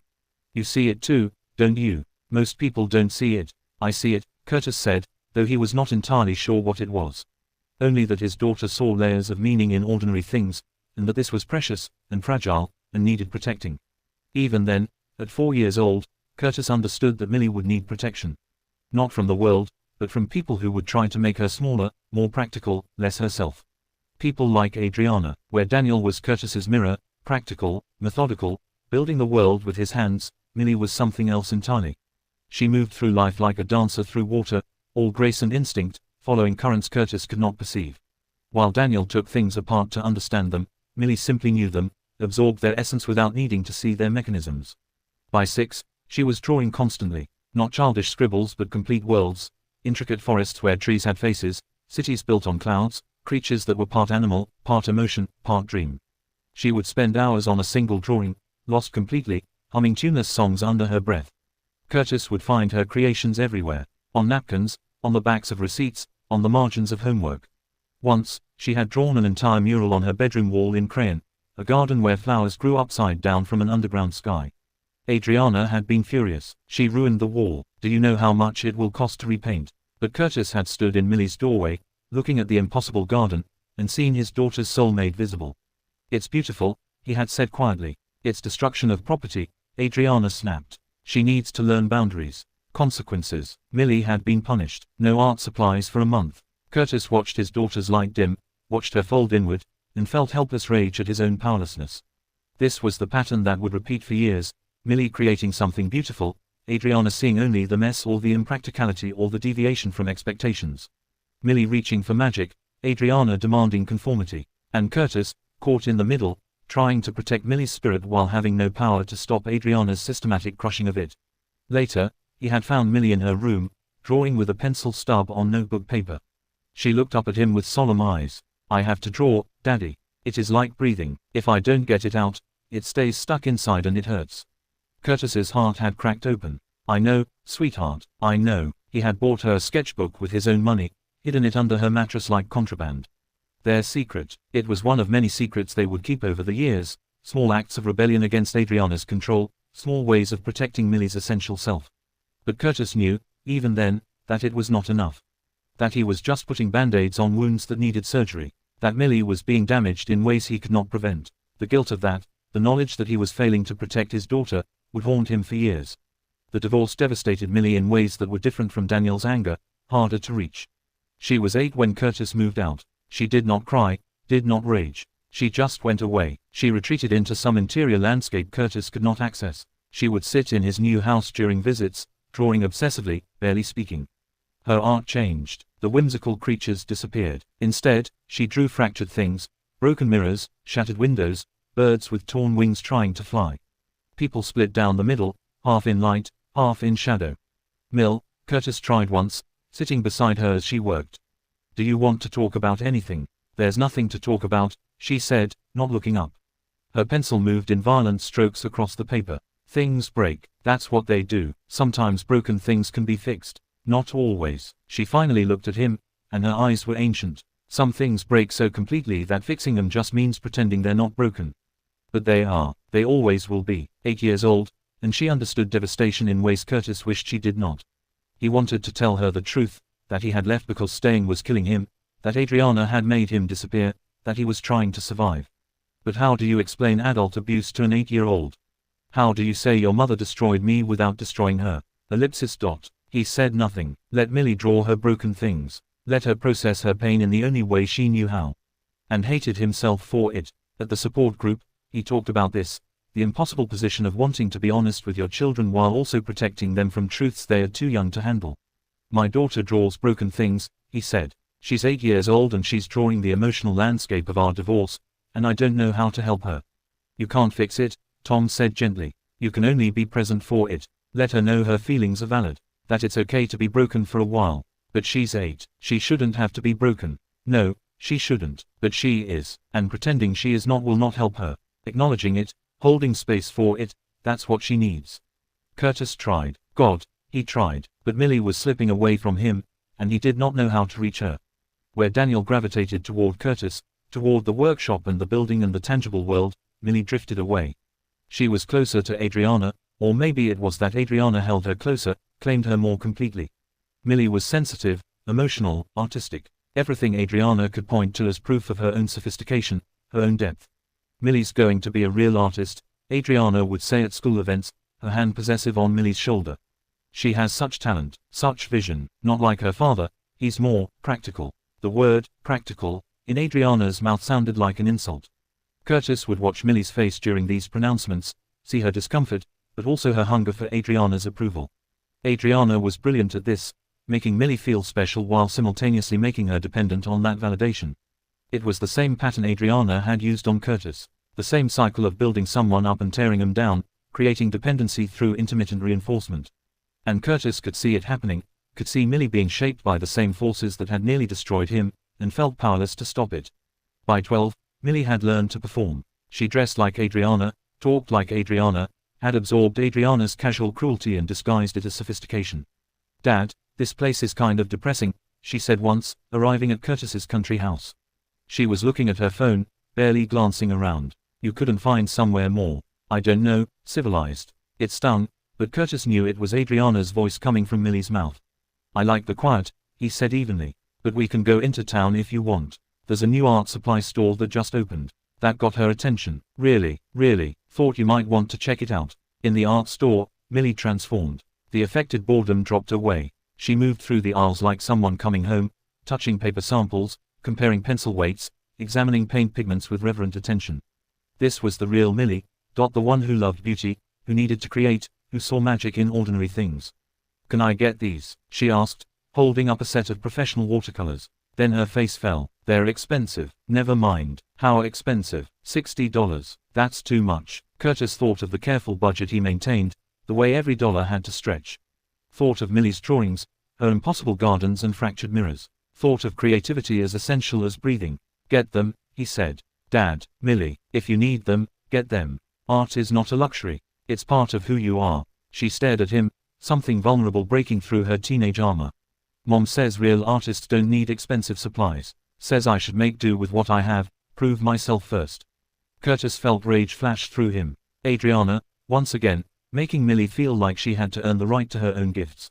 Your mom's wrong about that, Curtis said gently. A craftsman deserves good tools. That does not mean expensive always equals good, but it does mean honoring your work enough to give it what it needs. You are not proving yourself. You are becoming yourself. There's a difference. Millie's eyes filled with tears she would not let fall. She nodded, clutching the watercolors like a lifeline. In the car on the way home, she said quietly, "Thank you. For the paints, for seeing me." Mom looks at me, but she does not see me. She sees what she wants me to be. But you see who I actually am. Curtis's throat tightened. I'll always see you, Mill. Even when you don't want to be seen. Even when you push me away. I see you. I'm sorry I said your house was depressing. I know you didn't mean it. I did mean it, but only because Mom says it, and I wanted to agree with her. I wanted her to think I was on her side. You don't have to choose sides, sweetheart. You can love both of us, but she makes me choose. Every time I say something nice about you, she gets this look. Like I have betrayed her. So I stopped saying nice things. I stopped talking about you at all. Curtis pulled over, turned to face his daughter. Millie, listen to me. What your mom is doing, making you feel like you have to choose, making you feel guilty for loving me, that's not okay. That is not healthy. You should be able to love both your parents without feeling like you're betraying one of them. But that's not how it works in our family. But these moments of connection grew rarer as Millie entered high school. She was 15 when she stopped coming to weekend visits, always had an excuse. Art project, study group, plans with friends. Adriana's voice behind each cancellation, sweet as poisoned honey. Millie's so busy, Curtis. You understand. She's at such a crucial age for her development. Curtis understood perfectly. Understood that Adriana was completing what she'd started, making Millie choose, making Curtis the lesser option, the embarrassment, the parent you outgrew. When Millie did visit, she was a stranger. She would scroll through her phone, respond in monosyllables, radiate discomfort at being trapped in the countryside with her pathetic father. But Curtis noticed things, noticed that she still drew constantly, furtive sketches she tried to hide when he entered a room. Noticed that her art was still changing, less angry now, but more lost.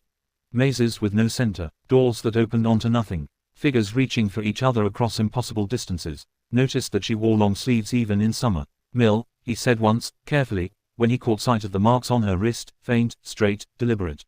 Are you okay? She yanked her sleeve down, face flooding with anger and shame. I'm fine. God, can't you just leave me alone? I just want to help. You can't help. You are never here. You don't know anything about my life. Then tell me. Let me know you. But Millie had already retreated, walls up, door closed. Literally, she locked herself in the spare bedroom for the rest of the visit. Curtis stood outside her door, hand pressed against the wood, and felt the distance between them like a physical ache. He wanted to break down the door, wanted to hold her like he had when she was small, wanted to tell her that he saw her pain, that he would carry it for her if he could.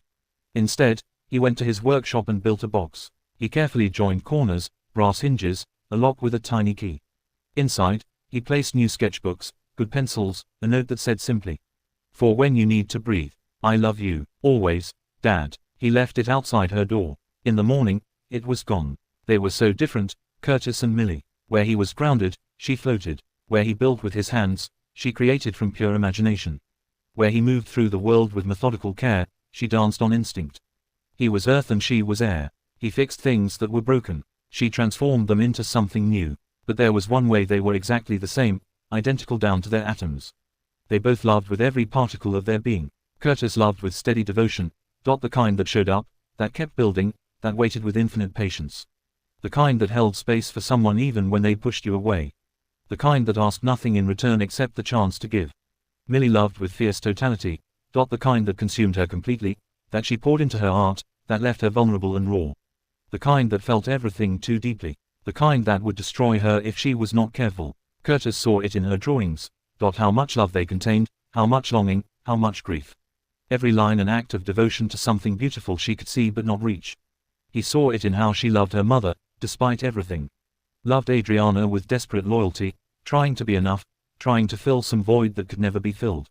He saw it in the rare moments when Millie's guard dropped, how she would watch Daniel with protective tenderness, how she'd absently pet Caesar until the anxious dog finally relaxed, how she would linger over family photos from before the divorce, touching the faces with careful fingers. Millie loved with all of herself. It was killing her slowly. And Curtis loved her with all of himself. And it was killing him slowly. And neither of them knew how to save the other. Millie was 17, 3 weeks from graduation, when she showed up at Curtis's house unannounced. It was 2 a.m. Curtis woke to pounding on the door, Brutus barking, his heart racing with adrenaline and fear. Millie stood on his porch in the rain, mascara running, dress torn at the shoulder, shaking. "Mill, Jesus, what happened? Are you hurt? Did someone? Can I come in?" Her voice was small, broken. Of course, of course." He pulled her inside, wrapped her in a blanket, tried to assess for injuries.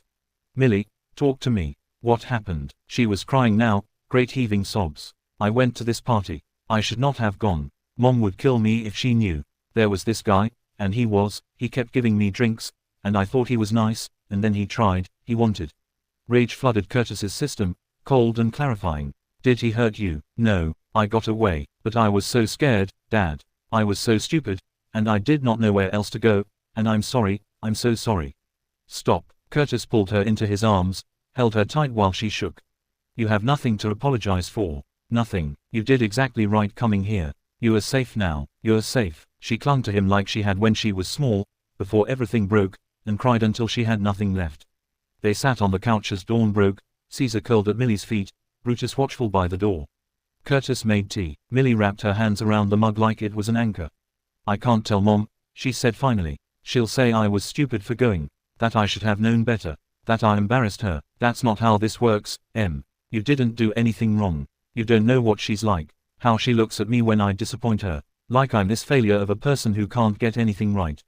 Curtis's jaw tightened. "You're not a failure. You are 17. You are supposed to make mistakes. You're supposed to be learning. But I never learn fast enough. Never good enough. Never enough, period." Millie's voice cracked. "Why am I never enough?" "Oh, sweetheart." Curtis set down his tea, turned to face her fully. "You are enough. You have always been enough. Your mother has her own wounds, her own impossible standards. That is not about you. That's about her." Millie looked at him with red-rimmed eyes. "Why do you always defend her? After everything she did to you. Because hating her won't help you. Because she is your mother and you love her, and that is okay. Because," he struggled for the right words, "because the opposite of love isn't hate. It's indifference. And I cannot be indifferent to someone who gave me you and Daniel. Even if we couldn't love each other right, we made something beautiful." "I don't feel beautiful," Millie whispered. "I feel broken, like those things I draw, shattered and wrong and impossible to fix." Curtis reached for her hand, held it carefully. "You know what I love about your art? How you take broken things and make them mean something. Those fractured mirrors you draw, they are not just broken. They are showing multiple truths at once. Those torn wing birds, they're still trying to fly. That takes more courage than anything whole. You really look at my drawings. Every single one I can find. Millie, you see the world in ways most people can't. That is a gift. It's also a burden, because you feel everything so deeply. But do not mistake being sensitive for being broken. Don't mistake being different from me for being wrong." Millie was quiet for a long time, staring into her tea. "I'm not like you," she said finally. "Daniel is. He has got your steady thing. Your ability to just keep going. I'm messy. I am too much. You're exactly who you're supposed to be," Curtis interrupted. "And I love you, not despite being different from me, but because of it. You teach me things, Mill. You show me beauty I would never see on my own. You remind me that there are ways of being in the world I don't understand but can still honor. Even when I'm mean to you. Even when I push you away. Even then. That is what love is. It does not turn off because things get hard. It just keeps going, steady, like you said. Not because I'm special, but because you're my daughter and nothing will ever change that." Millie's face crumpled. "I've been so awful to you. You've been surviving. You have been navigating an impossible situation. You've been protecting yourself. I understand that. I missed you," she whispered. "I missed you so much, but Mom kept saying you didn't really want us, that you'd chosen to leave, that you were weak. And it was easier to believe her than to think you left us because we weren't enough to stay for." Curtis felt his heart shatter and rebuild simultaneously. "Millie, listen to me. I left an unhealthy situation. I never, ever left you. I would have stayed in that hell forever if I thought it was best for you. But I was disappearing. I was teaching you that it was okay to let someone erase you. I couldn't let you learn that. So you left to show us it was okay to choose yourself. Yes, but we didn't understand that. We just felt abandoned. I know, and I am sorry. God, I am so sorry. But Mill, you can choose yourself too. Whenever you are ready. This place," he gestured around them, "it's yours. Always. No matter how long you are gone or how angry you get or how different we are. You will always have a home here. Millie looked around as if seeing the house for the first time. Saw the extra bedroom he had kept ready. Saw her drawings, the ones she had left behind on visits, framed on the walls like they were worth something. Saw the art supplies stacked carefully in the corner, waiting. You kept all of this. For me. For you. Even though I was horrible to you. You weren't horrible. You were hurt. And yes, even then. Even when you hate me. Even when you are 90 and I am long gone. This is yours. Millie stayed for 3 days. They did not talk about the party again, though Curtis made her promise to let him take her to the doctor, just to be sure she was okay. They did talk about everything else. She told him about school, about her art teacher who saw something in her work, about her applications to art school that Adriana did not know about because she wants me to study something practical, something with a future. Your art is your future, Curtis said. You really think so? I know so. She showed him her portfolio, years of work, hundreds of drawings and paintings. Curtis sat in his workshop with her sketchbook spread across his workbench and felt awe at what his daughter had created. The broken mirrors had become windows. The torn winged birds had become phoenixes. The impossible distances had become bridges, fragile but present. This one, he said, pointing to a painting of 2 figures, one made of stone, one made of water, reaching toward each other. Tell me about this. Millie bit her lip. I was thinking about how people can love each other completely but still be unable to hold each other. Like, their natures are too different. Stone and water, earth and air, they want to touch, but when they do, one of them has to change what they are. And that is a kind of death. But not touching is a death too. Curtis stared at the painting, at his daughter's understanding of love's impossibilities. That's us, isn't it? Millie said softly. You and me, maybe, Curtis agreed. But look closer. The water is shaping the stone. And the stone is holding the water. They are changing each other, but not destroying. They are making something new where they meet. That is not death, that's creation. Millie looked at her own work with new eyes. I didn't see it that way. That's because you're inside it. But I can see it. And Mill, what you create when you love with your whole being, even when it is scary, even when it hurts, that is the most beautiful thing in the world. Do not stop doing that. Do not protect yourself by loving less. The world needs people who love like you do. Even if it breaks me. Even then. But maybe, if you are lucky, you will find people who know how to love you back in ways that heal instead of hurt. That is what I want for you. Not safety, but people who are worthy of your huge, terrifying, beautiful heart. When Millie left to go back to Adriana's house, she hugged Curtis for a long time. Thank you, she said, for not giving up on me. Never, he promised. Not possible. She pulled back, looked at him seriously. I'm going to art school. I don't care what Mom says. Good, and I'm going to come back more. To visit, to actually be here, not just go through the motions. I'd like that, but no pressure. Come when you need to. When you want to. I'll be here, because you love with your whole being, she said, echoing his words back to him. Because I love with my whole being, he agreed. She climbed into her car, a beat-up thing Adriana had grudgingly bought her, and paused before starting it. Dad, that box you left me, with the sketchbooks and the note. Yeah, I kept it. I have filled every single sketchbook. And sometimes, when things get really bad, I take out the note and read it. For when you need to breathe. It helped. It helps. Curtis's eyes burned. I'm glad. I love you too, with my whole being, even when I'm terrible at showing it. I know, sweetheart, I know. Millie was accepted to 3 art schools. She chose the one furthest from home. Adriana was furious. She's throwing her life away, she told Curtis over the phone. This is your influence, filling her head with nonsense about following her dreams. Maybe it is, Curtis said. And I'm proud of her. You would be. But on the day Millie moved into her dorm, it was Curtis she called, not Adriana. I'm terrified, she said. That's good. That means it matters. What if I'm not good enough? Then you'll get better. That's what the whole being is for. You pour it into your work until the work pours something back. That's very poetic for you, Dad. I learned from the best. There was a pause, comfortable now, companionable. I'm going to make you proud, Millie said. You already have, just by being exactly who you are. The rest is bonus. In his workshop that night, Curtis built a frame. It was elegant, simple, strong. Inside it, he placed Millie's painting of stone and water, reaching and touching and transforming each other. He hung it on the wall where he could see it while he worked. 2 ways of being, 2 kinds of love, 2 people who would never fully understand each other but loved each other completely anyway.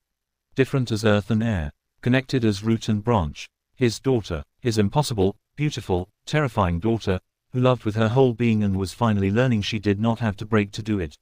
Curtis sat in his workshop, surrounded by things he had built and things she had created, and felt gratitude so intense it hurt. This too was love, this ache, this distance, this faith. The door was always open. The light was always on. And wherever Millie flew, however far, however high, she carried him with her the way he carried her. Two kinds of love, meeting where they could, making something new. The game, imagination and coping. It started on the first long drive. Curtis had just picked up Millie and Daniel, 6 and 4 years old, for their weekend visit. The custody agreement was explicit. Curtis would handle all transportation. Adriana would not drive the 100 miles, would not meet halfway. The children were his responsibility on his time, which meant the driving was too. It's only fair, she had said. You're the one who wanted this arrangement. So every other Friday, Curtis made the drive to Adriana's house in the city. And every Sunday evening, he made the drive back. 4 hours of driving, 200 miles, twice a month. Gas money he could barely afford. Time carved from his life in service of seeing his children. But that first drive back, Daniel had started crying 20 minutes in, overwhelmed, confused, missing his mother. Millie sat silent and stiff in her booster seat, staring out the window. Curtis needed to do something. Needed to make this better. Hey, he said, catching Millie's eyes in the rearview mirror. Want to play a game? What kind of game? Millie asked suspiciously. A pretend game. A story we all make up together. I'll start, then you add something, then Daniel adds something. We take turns building an adventure. That's stupid, Millie said, but her voice lacked conviction. Maybe, but we have got 90 miles to go, and we could spend it being sad, or we could spend it being adventurers. Your choice. Millie considered this. What kind of adventure? Any kind we want. That's the best part. We make it up as we go. Daniel had stopped crying, interested now despite himself. Can there be dragons? Absolutely. Okay, here we go. Curtis took a breath, reached for something from his own childhood, from long car trips with his own father. Once upon a time, in a land very much like this one, there were 3 travelers on a quest. A warrior named Curtis, who was strong but sometimes forgot to think things through. That's you, Daniel said, delighted. A sorceress named Millie, who could see magic in ordinary things. Millie sat up straighter. And a clever scout named Daniel, who could talk to animals and always found the hidden paths. One day, they received a message that someone in a distant village needed their help. So they set out on the long road, not knowing what dangers they might face. What kind of dangers? Millie asked, leaning forward now. That's your part. What do we encounter first? Millie thought, her face serious with the responsibility. A dark forest, with trees that whisper warnings. They say there's something in the forest that steals people's courage. Perfect. So our 3 heroes enter the dark forest, hearing the whispers. Daniel, what does your scout do? Daniel bounced in his car seat. I ask the birds what's in the forest, and they tell me it is a shadow monster that eats brave feelings. Good, so now we know what we are facing. How do we defeat something that eats courage? And just like that, they were off, building a world together, taking turns, each contribution mattering equally.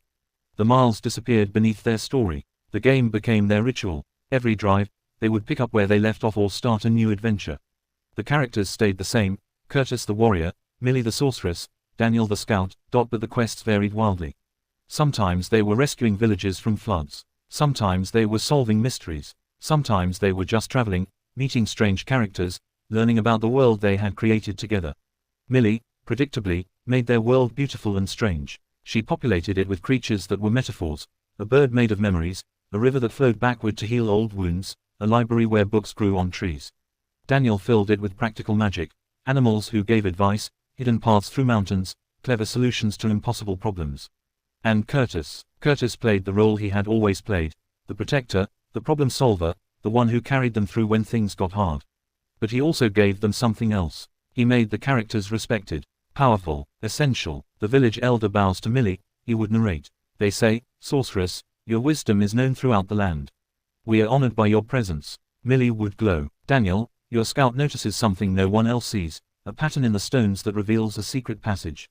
Without you, we'd be lost. Daniel would sit taller. He built them up in the game the way he could not in real life. Made them heroes when the world made them feel small. But there was a pattern to their adventures that Curtis only recognized years later. Every quest involved someone who needed saving. And that person was always, somehow, a reflection of Adriana. A queen trapped in a tower, misunderstood and lonely. A merchant whose village had turned against her unfairly. A warrior who had been wounded and needed protection. The victim, always the victim. And the job, always, was to rescue her. Prove her innocence. Protect her from those who meant her harm. Curtis did not plan it consciously, but there it was. The narrative he was teaching his children without meaning to. That their mother was someone who needed saving. That it was their job to protect her. That the world was unfair to her, and they were her champions. The Queen has been imprisoned by cruel ministers who don't understand her, Millie would say, spinning another variation. They think she's mean, but really she's just trying to protect the kingdom. So we break her out, Daniel would ask. We prove she was right all along, Millie would correct. We show everyone they were wrong about her. And Curtis would drive, and narrate, and help them save another version of their mother, because what else could he do? Tell his children their mother was manipulative, cruel, that she had made him small and was doing the same to them.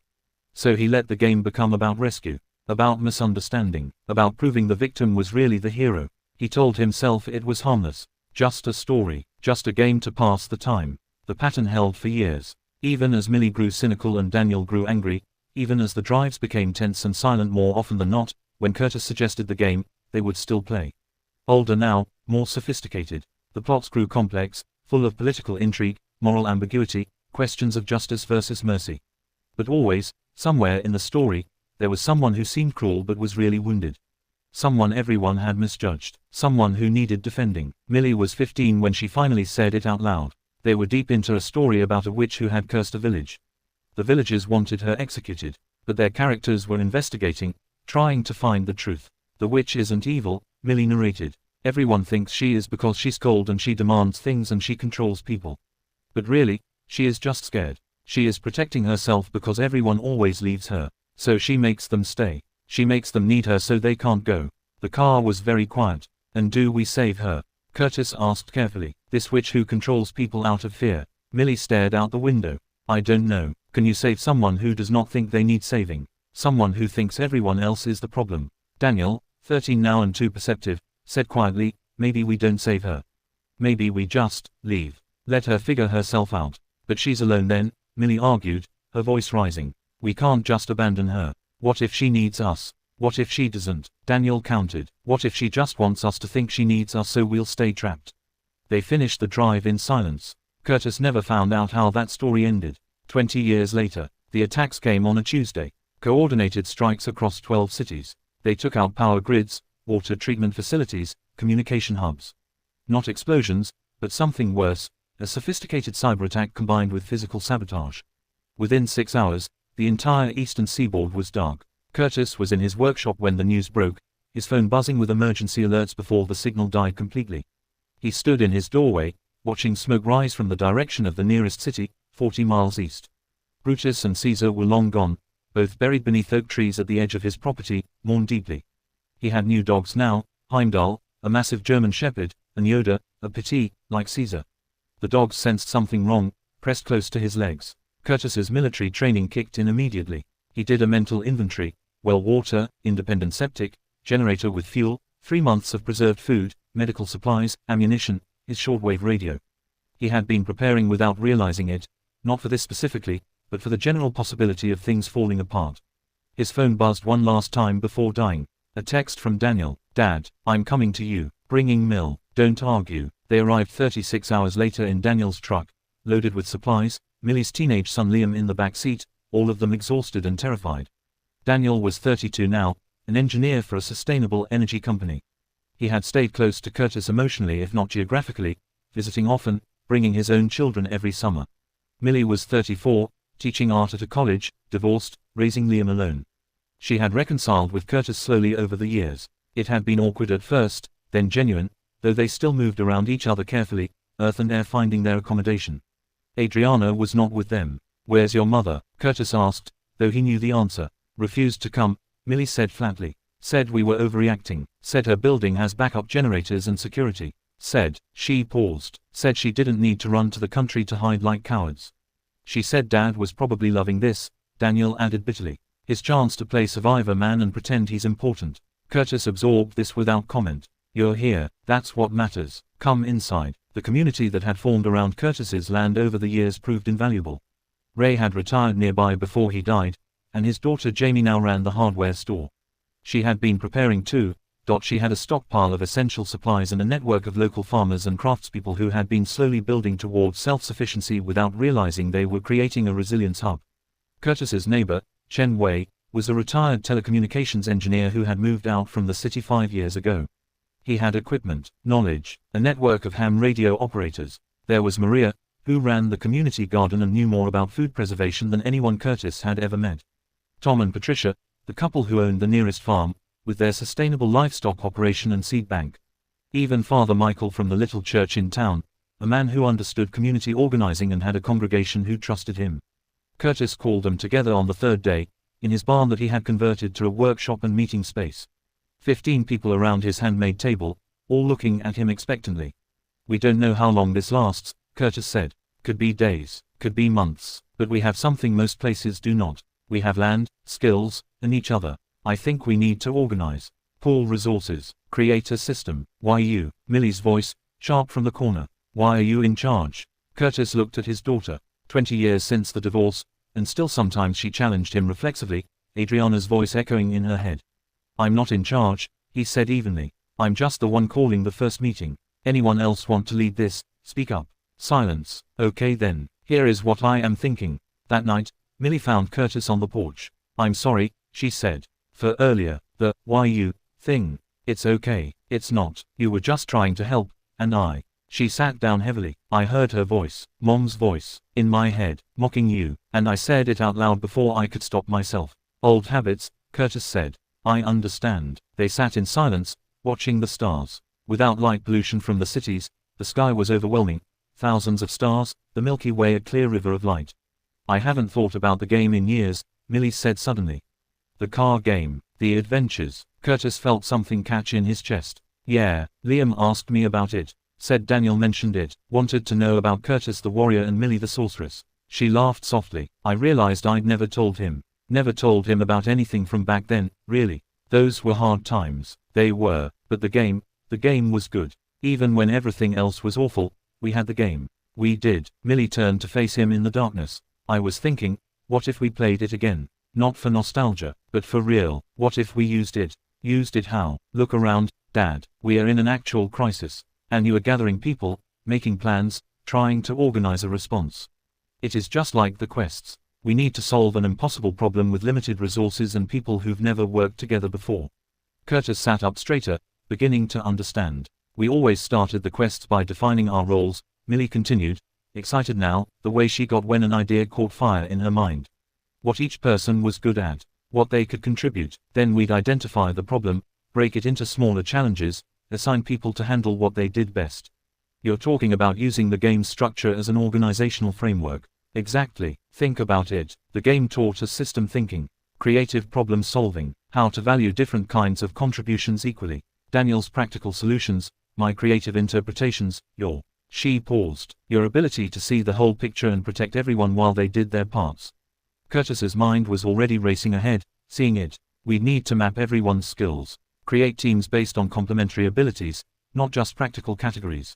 And we'd need a narrative," Millie added. "A story people can understand and believe in. Not just, we're surviving, but, we're on a quest to restore something important."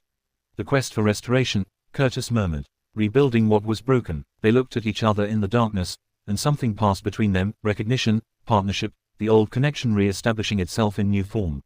"Tomorrow," Millie said, "we bring Daniel in. We plan it properly, the three of us, like always." "Like always," Curtis agreed. They called it the Restoration Project. In Curtis's barn, with maps spread across his table and the community gathered, the three of them presented their framework. Daniel, the engineer, outlined the practical challenges: water distribution, food production, communication networks, power generation, medical support, security.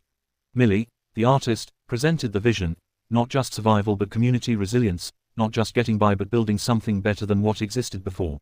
She had drawn maps that were also beautiful. They illustrated connections between people and resources as flowing lines of light, making the practical feel purposeful. Curtis, the coordinator, explained the structure: teams organized by capability, not hierarchy.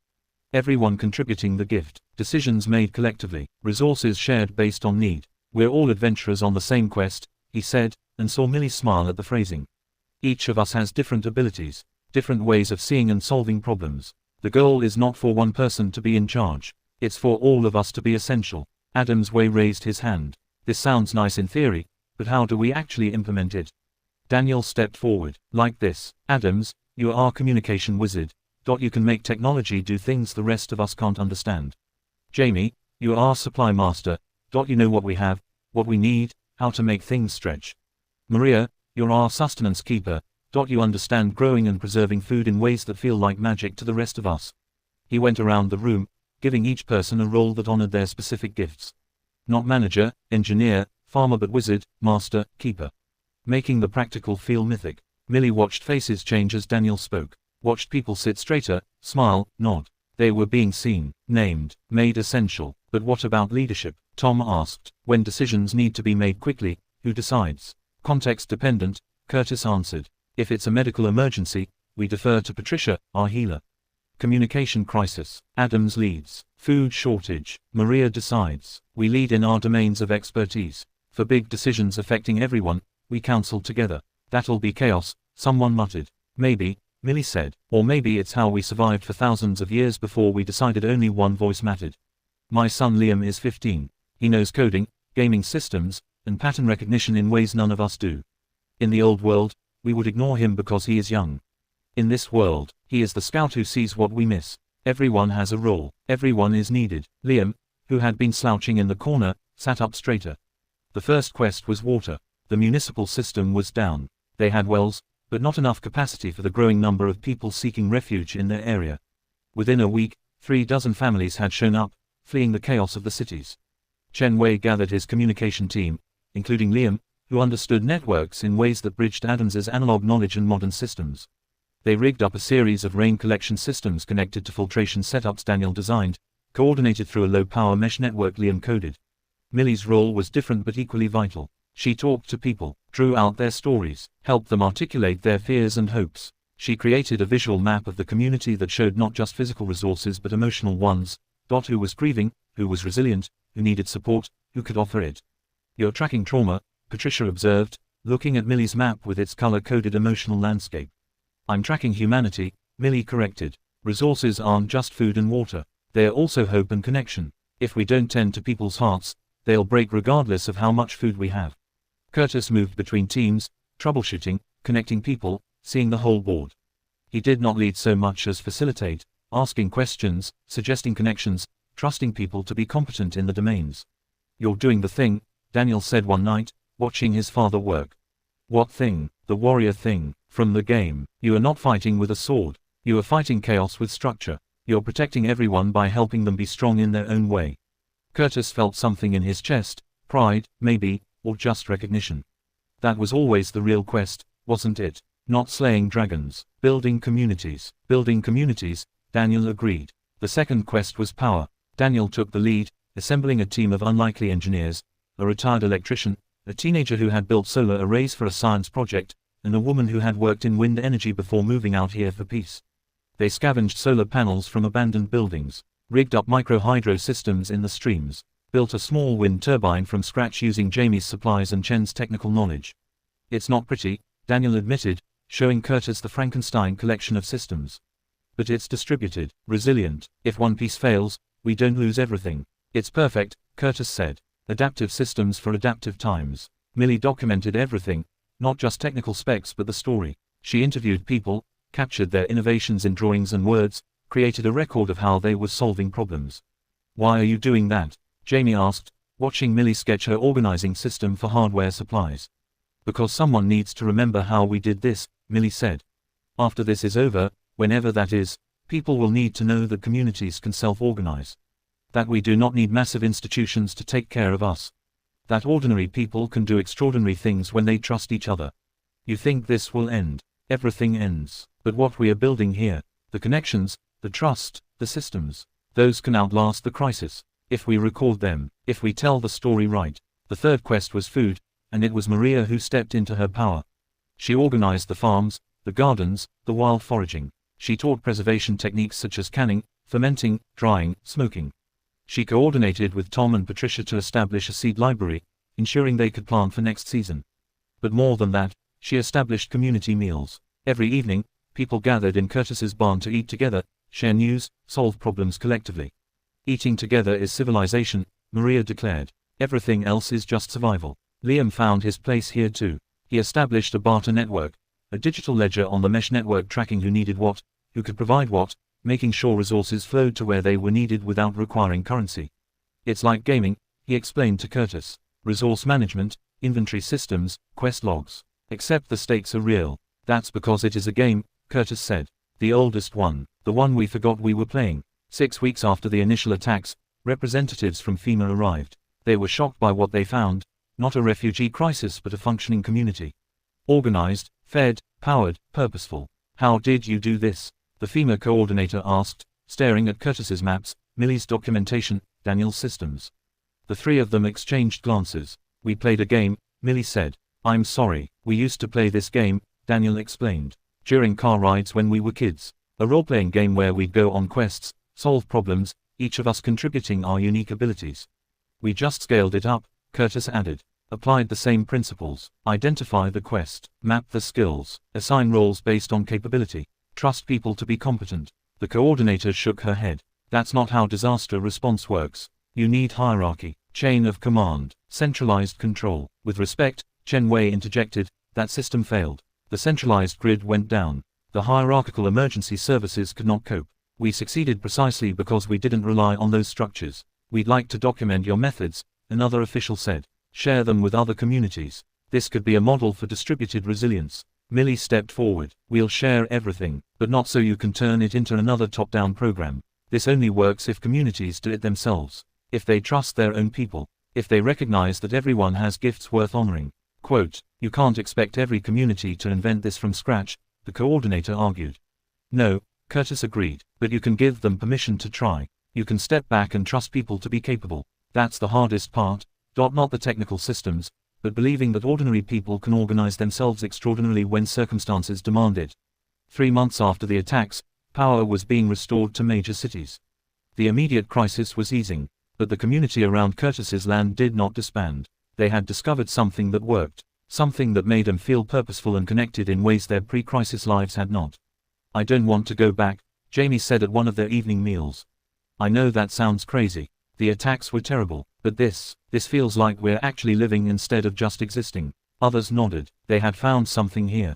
Community, purpose, a way of being in the world that honored everyone's contributions. One evening, Curtis found Millie in his workshop. She was painting. It was a large canvas she had been working on for weeks. It showed their community from above, as if seen by a bird. But it was not realistic. It was mythic, people rendered as heroes, each one glowing with their own light, connected by flowing lines of gold that represented relationships, resources, trust. In the center, 3 figures, a warrior, a sorceress, and a scout, standing together. It's the game, Curtis said softly. It's us, Millie corrected. It's what we built, not just here, but starting 20 years ago in a car driving back and forth. You were teaching us something then, Dad. You just didn't realize it. What was I teaching you? That everyone is essential, that different does not mean less. That the way to solve impossible problems is to honor what each person can uniquely contribute. That love means seeing people clearly and trusting them to be who they are. She stepped back from the painting, considering it. The game wasn't just a distraction. It was practice. You were giving us a framework for understanding how communities work, how people work, how to value each other. I was just trying to make the drives less painful, Curtis said. You were doing that too. But Dad, you've always been building communities. Even when you were alone in this house with your dogs, you were building. The workshop where everyone could learn skills. The extra bedrooms waiting for kids who might come home. The way you treat everyone like they have something valuable to offer. That is your gift. That's your real magic. Curtis studied the painting. Saw himself rendered as something heroic when he had never felt heroic, just stubborn and hopeful. We saved the country, Millie continued. Or at least our little part of it. Not with weapons or money or authority, but with a game about 3 adventurers on a quest, and the belief that everyone is needed. Daniel appeared in the doorway. You two getting philosophical without me. Always, Millie said, grinning. He joined them, looking at the painting. The 3 of them stood together, older now, scarred by years and choices, but somehow more whole than they had been. Should we play? Daniel asked. The real game, I mean. One more quest. Millie laughed. Dan, we just lived it. We've been living it for months. I know, but I miss the simple version, where the problems had clear solutions and we knew we'd win in the end. Okay, Curtis said. One more game. For old time's sake. They sat on the floor of the workshop like children, these 3 adults who had saved their community by remembering how to play. Once upon a time, Curtis began, there were 3 adventurers. A warrior, a sorceress, and a scout. They had just completed the greatest quest, saving their village from forces that seemed overwhelming. But now, a new challenge appeared. The village needed to decide, Millie continued, whether to go back to the old ways, or keep the new ways they'd discovered during the crisis. Some people were scared of change. Some people wanted the comfort of the familiar, even if it hadn't worked before.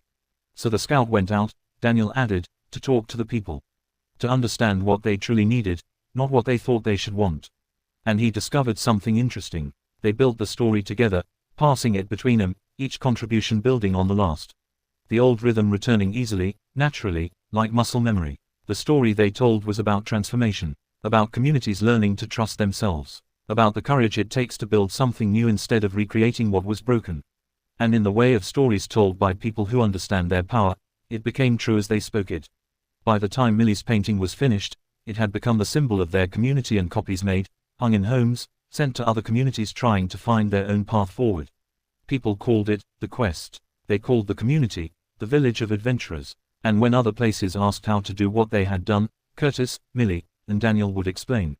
Start with a story. Start with seeing each other clearly. Start with the belief that everyone is essential. Start with a game about becoming heroes together. And then, people would ask, then play it for real, Millie would say. Play it until it becomes true.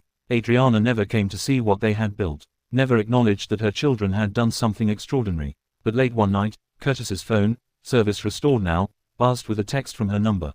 Just 4 words. They turned out okay. Curtis stared at it for a long time. It was not an apology. It was not acknowledgement of her role in their pain. It was not what he had hoped for, years ago. But it was something. Recognition, however grudging. Permission to stop waiting for her approval. He typed back, they were always okay. We just had to remember how to play. He did not know if she would understand. Did not know if she'd respond. It did not matter. The quest was not about her anymore. Maybe it never had been. It was about 3 people who had learned to be heroes together. Who had turned a game into a framework for survival. Who had saved their small part of the world by remembering that everyone is essential, everyone has gifts, and love means trusting people to be extraordinary. Curtis the warrior, Millie the sorceress, and Daniel the scout. Still adventuring, still questing, still building communities from hope and trust and the belief that impossible problems have solutions if you are willing to try. The game continued. It always had. It always would. The silent epidemic, domestic violence against men. When I began writing Curtis's story, I knew I was venturing into territory our society desperately wants to ignore. We have constructed such rigid narratives around domestic violence, narratives that assign gender roles to perpetrator and victim with uncomfortable certainty, that we have created a crisis of silence around male survivors. The statistics are stark and sobering. These are approximates, they are the newest I could find and they're outdated. I did not cite sources. I averaged various credible findings: CDC, Harvard, University of WA, in articles ranging from 2018-2023. 1 in 4 men will experience some form of domestic violence in their lifetime. 1 in 7 men have been severely physically assaulted by an intimate partner.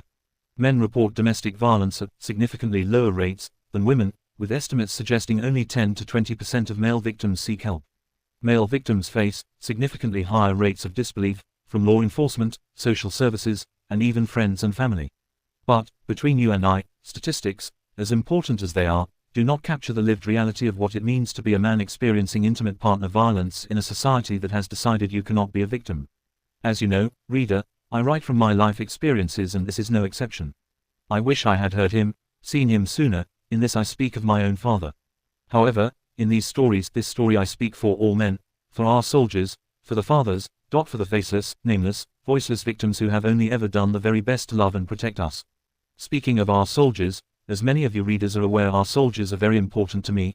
If you've read Between Worlds, or any of my novellas or analyses, our soldiers are present, sometimes silent, but always present, but like they are wherever they are on our vast planet, each and every day, each and every time I make a move as a free American woman, with an education and rights, and my own being. That said, and my bias fairly acknowledged, Curtis's military background is not incidental to his story.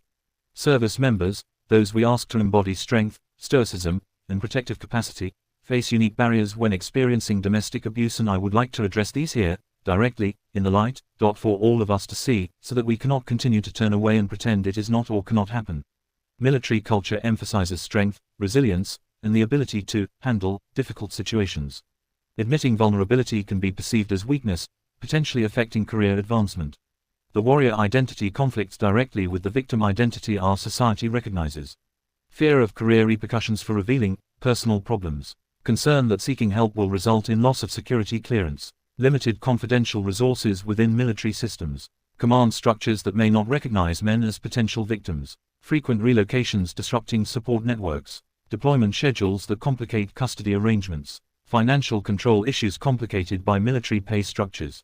Healthcare systems that may not adequately screen for male victimization. Reader, the soldiers I have known, the research I have read, the experiences I have heard about in confidential treatment rooms, these have all found that male service members experiencing intimate partner violence are significantly less likely to report it than their female counterparts, and when they did report, they faced higher levels of institutional skepticism. I believe, in part, this phenomenon has some correlation with what domestic violence against men looks like. It does not look like what Hollywood or the internet, which, sadly, America seems to have deemed the highest authorities for all truths, depict TV to look like. So what does it look like? Well, Curtis's story illustrates several forms of abuse that often go unrecognized when the victim is male. Financial control. Adriana controlled all financial decisions, questioned every purchase, and maintained sole access to accounts. Financial abuse affects male victims as frequently as female victims, but is often dismissed because men are supposed to be breadwinners. Isolation. By moving Curtis away from his career and identity, then controlling his social connections, Adriana effectively isolated him. Male victims often report their partner systematically cutting them off from friends, family, and support systems. Emotional manipulation. The constant criticism, the conditional affection, the reframing of Curtis's caregiving as playing house, these are textbook emotional abuse tactics. Male victims frequently report that emotional and psychological abuse is the most damaging and least believed aspect of their experience. Parental alienation. Adriana's systematic poisoning of the children against Curtis represents a particularly insidious form of abuse. Using children as weapons occurs in abuse dynamics regardless of the victim's gender, but male victims often face greater skepticism in family courts. Identity erasure. Making Curtis progressively smaller, convincing him he had nothing to offer. This pattern of destroying someone's sense of self is classic intimate partner abuse. For men, this is often compounded by loss of traditionally masculine roles and identity. Reader, wait, do not sit wherever you are and think it is only the perpetrators that are the problem. As I stated above, we are, too. Individually we are also responsible and a part of the problem every time we turn the other cheek, and, in doing this, we create institutional responsibility and problematic policy, too. Perhaps the most painful aspect of Curtis's story is one many male survivors know intimately: the family court system's response. Despite decades of advocacy for gender-neutral approaches to custody, implicit biases remain powerful. Maternal preference persists in many jurisdictions, with courts defaulting to mothers as primary caregivers even when fathers have been primary parents. Male victims reporting abuse are more likely to lose custody than female victims in similar situations. Fathers who allege abuse by mothers face higher rates of being accused of parental alienation themselves. The friendly parent provision in many jurisdictions can punish abuse victims who try to protect children from an abusive parent. Research, not to mention common sense, shows that when fathers seek custody and are actively engaged parents, as Curtis was, they should receive equal or greater consideration. Yet implicit bias remains a significant barrier. Curtis's silence, his years of not naming what was happening to him, reflects a broader pattern. Social stigma. Men report fear of being mocked, not believed, or labeled as less than a man if they admit to being abused by a female partner. Lack of resources. Domestic violence services remain overwhelmingly oriented toward female victims. Many shelters cannot or will not accept male victims. Hotlines may not have protocols for male callers. Legal concerns. Men fear they will not be believed by police, will themselves be arrested, which happens in a significant percentage of cases when men call for help, or will lose custody of their children if they reveal family dysfunction. Self-perception. Many men, like Curtis initially, do not recognize what they are experiencing as abuse. They have internalized messages that they should be able to handle it, that they are failing as men if they cannot manage their partners, that abuse requires physical violence to count. The Duluth model. Many law enforcement agencies still use the Duluth model of domestic violence, which was built on a theoretical framework that positions men as perpetrators and women as victims. While this model has helped many women, it has also contributed to male victims being overlooked, disbelieved, or arrested when they seek help. Classic Tiffany rabbit hole. Time. What makes domestic violence against men particularly insidious is its invisibility. Our cultural narratives, our media representations, our institutional responses, all are built around a single story: female victim, male perpetrator. This creates a cage of silence around male victims. They cannot name what is happening because the language of victimhood is not supposed to apply to them. They cannot seek help because resources are not designed for them. They cannot be believed because our collective imagination cannot accommodate their experience. They cannot protect their children because courts default to maternal preference. Curtis's story, my father's story, the story of so many men, is not exceptional, it is representative. Thousands of men are living this reality right now, unable to speak it, unable to escape it, unable to even recognize it as abuse. In classic, Tiffany looping, it is time to go back to a subject raised earlier, but this time more specifically, a bit closer to home. Sadly, the truths remain the same. As discussed previously, for military service members and, perhaps especially, veterans, this crisis takes on additional dimensions. Veterans experience domestic violence at rates higher than the general population, both as victims and as perpetrators. The trauma of service, the cultural conditioning of military life, and the challenges of reintegration all contribute to this elevated risk. Yet military and veteran support systems remain inadequate for male victims. VA programs for intimate partner violence focus primarily on female victims. Military culture's emphasis on strength and self-sufficiency discourages help-seeking. Transition periods during deployment, return from deployment, separation from service represent particularly vulnerable times. PTSD and other service-related conditions can be exploited by abusive partners. We ask these men to be warriors, to be protectors, to embody strength. Then we abandon them when they need protection themselves. Okay, I am ready to step down from my personal soapbox now. Before I forget, as, unfortunately so many do, there is another aspect of Curtis's story that deserves particular attention. What of the impact on Millie and Daniel? Children who witness domestic violence, regardless of the victim's gender, experience significant trauma. Children who witness intimate partner violence exhibit symptoms similar to children who are directly abused. Parental alienation, as Adriana practiced, causes documented psychological harm. Children benefit most from healthy relationships with both parents when safe to do so. Breaking the silence around abuse helps children process their experience and develop healthier relationship models. Daniel and Millie's journeys, from confusion and manipulation to understanding and agency, represent the hope that even children caught in abusive dynamics can heal when given truth, time, and unconditional love. These are journeys I pray every single day are occurring in children across the world who find themselves in situations like the one told of here, across the world and, of course, in our own backyards. So, what do we do with this knowledge? How do we break the silence? How do we take the first step to being a part of the solution?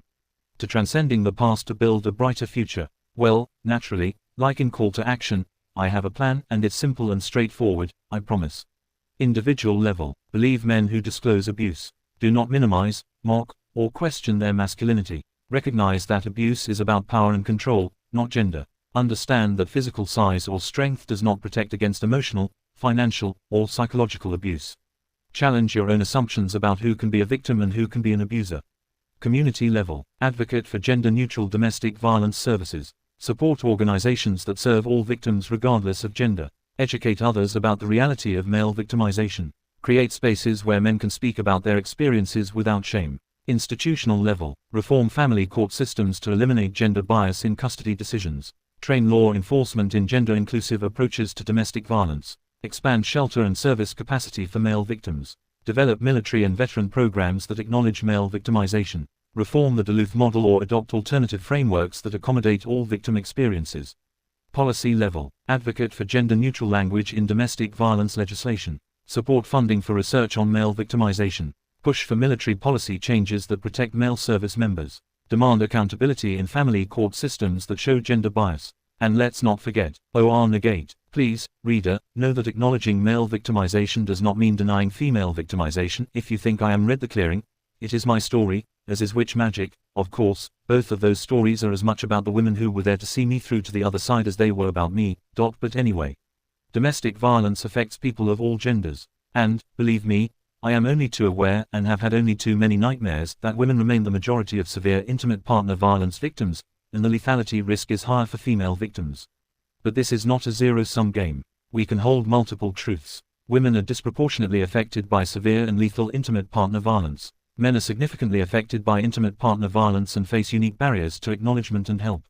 Non-binary and LGBTQ+ individuals face their own distinct challenges with intimate partner violence. All victims deserve recognition, resources, and support. Adriana's character is not meant to represent all women, or to suggest women are equally likely to be perpetrators. Statistically, they are not. She represents the reality that abuse is about power and control, and those dynamics can manifest regardless of gender. Understanding what drove Adriana, her own wounds, Her fear, her limited tools for managing her life, does not excuse her choices. But it does help us understand that perpetrators are often made, not born. Breaking cycles of abuse requires understanding, accountability, and willingness to change, for everyone involved. That said, please, reader, if you or someone you know is experiencing domestic violence, please know, help is available, you are not alone, and what is happening to you is real and serious regardless of your gender. National Resources, United States. National Domestic Violence Hotline. Phone, 1-800-799-7233, SAFE. TTY, 1-800-787-3224. Website, thehotline.org. 24/7 support for all victims regardless of gender. National Resource Center on Domestic Violence. Phone, 1-800-537-2238. Website, nrcdv.org. Information and resources for victims and service providers. Domestic Abuse Helpline for Men and Women. Phone, 1-888-7HELPLINE, 1-888-743-5754. Website, damf.org. Specifically designed to support male victims. International Resources. Canada. Canadian Domestic Violence Hotline, 1-800-363-9010. Website, canada.ca/n/public-health/services/health-promotion/stop-family-violence. UK. National Domestic Abuse Helpline, 0808-2000-247. Men's Advice Line, 0808-8010-327. Website, nationalhelpline.org.uk. Mankind Initiative. Website, mankind.org.uk. Australia, 1800 Respect, 1-800-737-732. Men's Referral Service, 1300-766-491. Website, 1800respect.org.au. Military, Veteran-Specific Resources. VA Domestic Violence Resources. Phone, 1-800-827-1000. Website, va.gov/health-care/health-needs-conditions/domestic-abuse. Services for veterans experiencing intimate partner violence. Military OneSource. Phone, 1-800-342-9647. Website, militaryonesource.mil. Confidential support for service members and families. Safe Helpline for sexual assault, but can connect to DV resources. Phone, 1-877-995-5247. Website, safehelpline.org. Stop Soldier Suicide. Phone, 1-844-647-1354. Website, stopsoldiersuicide.org. Support for veterans in crisis, including those experiencing abuse. Legal resources. Family Court Services. Your local family court may offer mediation services, parenting classes, and custody evaluation services. Ask about custody evaluation services, court-appointed child advocates, supervised visitation programs, parenting coordinators, legal aid societies. Most states have legal aid organizations that provide free or low-cost legal assistance to domestic violence victims, regardless of gender. American Bar Association Commission on Domestic Violence. Website, americanbar.org/groups/domestic_violence. Resources for finding legal help. Therapeutic resources. 1. Psychology Today Therapist Finder. Website, psychologytoday.com/therapists. Search for therapists specializing in trauma, domestic violence, and male victims. 2. National Alliance on Mental Illness NAMI. Phone, 1-800-950-NAMI 6264. Website, nami.org. Support and resources for mental health challenges including trauma. 3. Give an Hour. Website, givinghour.org. Free mental health services for military members, veterans, and their families. For children. 1. National Child Traumatic Stress Network. Website, nctsn.org. Resources for children who have witnessed domestic violence. 2. ChildHelp National Child Abuse Hotline. Phone, 1-800-422-4453 for a child. 24/7 support for children and concerned adults. Safety planning. If you are planning to leave an abusive relationship, document everything: incidents, communications, financial records. Secure important documents: ID, birth certificates, financial records. Create a safety plan with a trusted friend or professional. Open a separate bank account if possible. Consult with a domestic violence advocate before taking action. Remember, leaving is often the most dangerous time. Get professional support. A message to survivors. If you are a man experiencing domestic violence, please hear this. What is happening to you is real. It does not matter that you are bigger, stronger, male. Abuse is about power and control, not physical capacity. You are not weak. Experiencing abuse does not make you less of a man. Surviving it makes you strong. You are not alone. Millions of men have experienced what you are experiencing. The silence around it is a social failure, not a reflection of your experience's validity. You deserve help. You deserve safety. You deserve to be believed. You deserve a life free from manipulation, control, and fear. Your children need you to be healthy. Breaking the silence, getting help, and modeling healthy boundaries teaches your children essential lessons about relationships, dignity, and self-worth. It is not your fault. You did not cause this. You cannot fix your partner. You can only make choices about your own safety and well-being. There is a path forward. Curtis's story is based on a true story, but it has been fictionalized to protect identities. His journey, like yours, reflects real possibilities. Men rebuild from this. Men reclaim themselves. Men create beautiful lives after abuse. You can too. A message to supporters. If someone you know discloses that they are experiencing domestic violence, believe them. Do not question whether it is real abuse if there is no physical violence. Do not ask what they did to provoke it. Do not suggest they should be able to handle their partner. Do not minimize. Phrases like, all relationships have problems, or, just leave, or, be the bigger person, are not helpful. Recognize the complexity and danger of their situation. Offer practical support. Help them connect with resources. Offer to document incidents. Provide a safe space to talk. Respect their timeline for making decisions. Do not force action. Leaving is often the most dangerous time. Support their agency while helping them access resources. Take care of yourself. Supporting someone through abuse is emotionally taxing. Get your own support so you can be present for them. My why. I wrote this story because I kept meeting Curtis. Different names, different circumstances, but the same core experience. Men who had been made small by partners who claimed to love them. Men who could not name what was happening. Men who felt trapped by their gender, by social expectations, by a system that could not see them as victims. I wrote it for the soldier who told me he stayed in an abusive marriage for 8 years because he was afraid of losing his clearance if he admitted to family problems. I wrote it for the father who lost custody of his children because the judge could not believe a mother could be the primary abuser. I wrote it for the veteran who called a domestic violence hotline and was told, "We don't really have services for men." Quote, I wrote it for the man who told me, tears streaming down his face, "I thought I was going crazy. I thought it was just me." But mostly, I wrote it because our silence about this issue is creating a generation of traumatized men who believe they have to suffer alone. And their children watch that suffering and learn all the wrong lessons about strength, love, and survival. We can do better. We must do better. Every victim deserves to be seen, believed, and supported, regardless of gender. The warrior needs protection sometimes too. If this story resonated with you, please consider sharing these resources with others, supporting gender-inclusive domestic violence organizations, challenging assumptions when you encounter them, speaking up when men's experiences are minimized, advocating for policy changes that protect all victims. If you are surviving domestic violence, please reach out. You matter. Your experience matters. Help is available. You are not alone. Additional reading. Abused Men, The Hidden Side of Domestic Violence, by Philip W.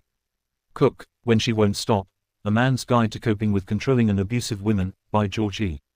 Simon Jr. Male Victims of Domestic Violence, Research Overview at domesticviolenceresearch.org. CDC's National Intimate Partner and Sexual Violence Survey, NISVS. Note, this story and these notes are based on research, survivor accounts, and statistical data. If you have experienced domestic violence, please consult with qualified professionals for support tailored to your specific situation. How does all of this look from Jung's perspective? To read this story through the lens of Carl Jung is to discover that its deepest currents are psychological and archetypal. Jung spent his career charting the inner landscape, the shadow, the persona, the anima, the process of individuation, and in Curtis's journey, each of these forces is unmistakably, sometimes painfully, present. What appeared to be a story about marriage and custody and social failure reveals itself to be a map of the psyche under siege and in recovery. The analysis that follows does not reduce Curtis to a case study. Rather, it honors the story by reading it with the same depth and rigor that Jungian psychology asks of the unconscious itself. The goal is not explanation but illumination, to show how the patterns etched into one man's life reflect universal structures of the human soul, and why understanding those structures might help all of us, as readers, as a society, see what we have been trained not to see. A Jungian analysis, the warrior, the shadow, and the long road to wholeness. The hero archetype and the problem of persona. Carl Jung understood the hero as one of the most powerful archetypes in the collective unconscious, a universal pattern representing the ego's struggle to win consciousness and identity against the forces that would overwhelm or extinguish it. The hero is not merely brave, He is the part of the psyche that ventures into the unknown, faces trials, and returns transformed. Curtis embodies the hero archetype from the story's opening lines. He is on track for officer candidacy, praised by his superiors, shaped by years of discipline and service. Captain Welsh's words, "You've got that thing that makes men want to follow you," name his heroic potential explicitly. The military itself functions as the archetypal proving ground, the threshold from which the hero departs on his quest.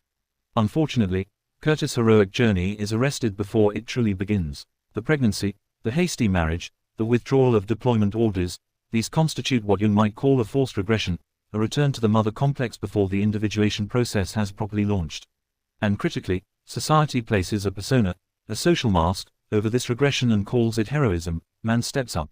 Man becomes hero by sacrificing his dreams. The persona, in Jung's framework, is the interface between the individual and the outer world. It is necessary but dangerous when mistaken for the self.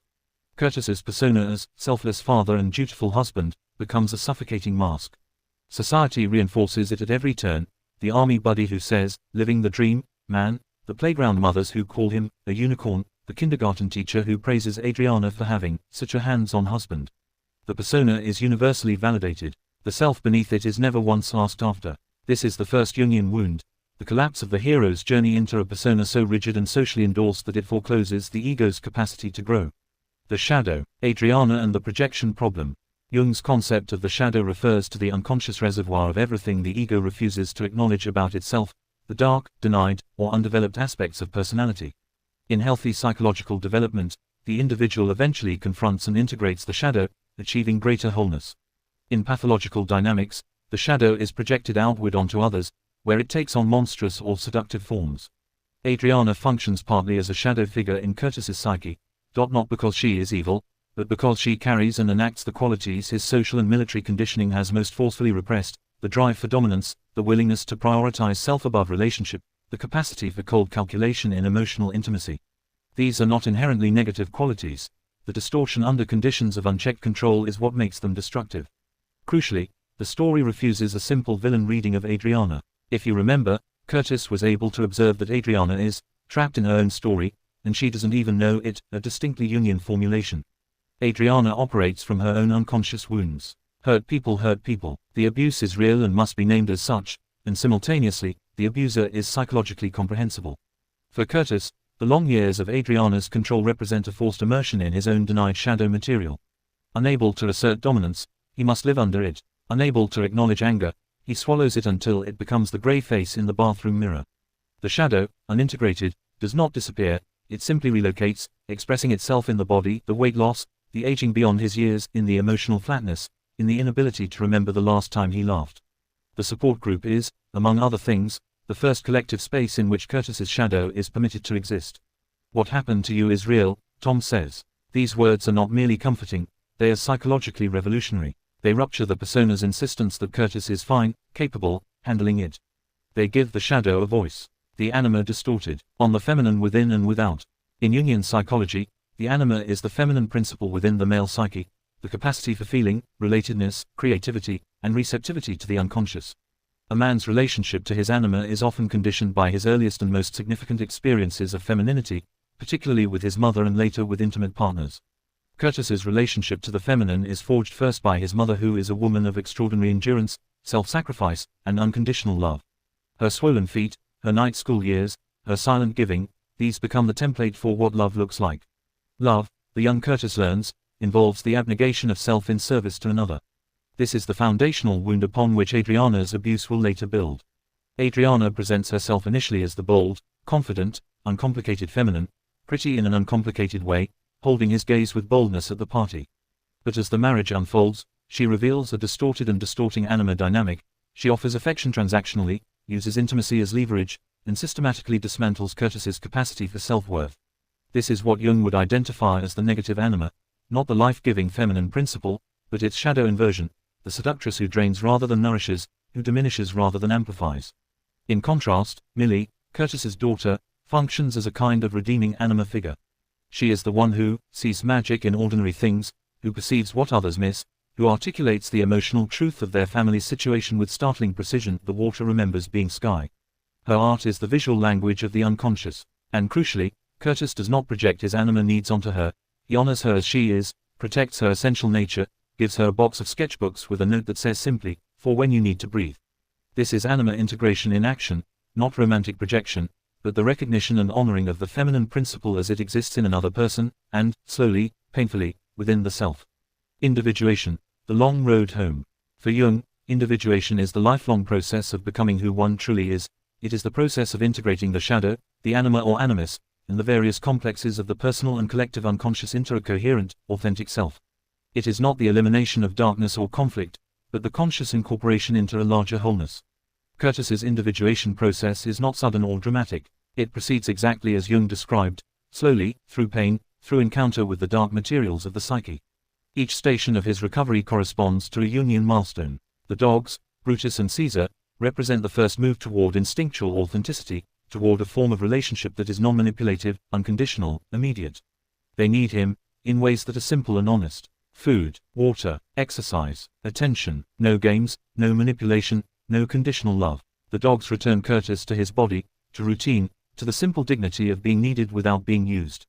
The carpentry and building work are the individuation process made physical. Jung often used the metaphor of construction for psychological integration, the building the inner house of the self. Curtis builds literally, fence, porch, bedroom, kitchen, barn, greenhouse, workshop. Each structure is a psychic achievement. "I'm not building a house," he writes in his journal. "I'm building a sanctuary." The self that emerges from this work has calluses and a workbench and a table made of solid oak. It is grounded. It is real. The support group offers what Jung called a temenos, a sacred container in which the vulnerable truth can be spoken and witnessed. Curtis hears men who have survived what he survived, who bear the same invisible wounds. The group functions as the community of the wounded, which in Jungian mythology is essential to the hero's return. The hero cannot integrate his experience alone.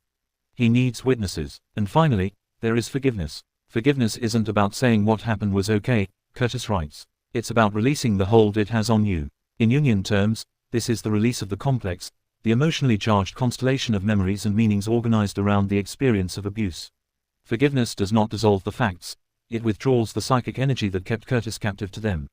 He is finally free to invest that energy in the present. The father-child transmission, inheritance of the psyche. One of the most psychologically nuanced dimensions of the story is the rendering of what is transmitted between parent and child, not merely genetically, but psychically. Jung believed that the unconscious of parents communicates with the unconscious of children in ways that bypass language and rationality.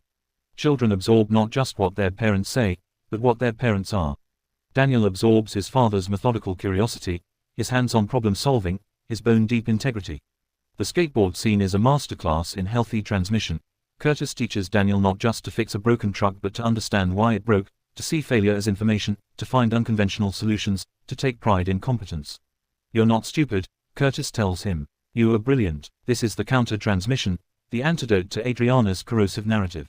Millie's story is more complex and more painful, because she inherits both her father's capacity for total love and her mother's influence over her self-image. The marks on her wrist, visible under the long sleeves even in summer, testify to what Adriana's psychology has done to Millie's inner world. But the breakthrough comes at 2 a.m. on a rainy porch, when Millie finally allows her father to see her, not the performed version, not the Adriana-approved version, but the frightened, exhausted, real Millie. "You weren't horrible," Curtis tells her. "You were hurt." This is the Jungian move, to name the wound without shaming the wounded. To distinguish the complex from the person. To insist on the fundamental worth of the self beneath its defenses. The car game, Curtis the warrior, Millie the sorceress, Daniel the scout, is perhaps the story's most beautiful Jungian element. In giving his children archetypal identities, Curtis activates the hero archetype in each of them.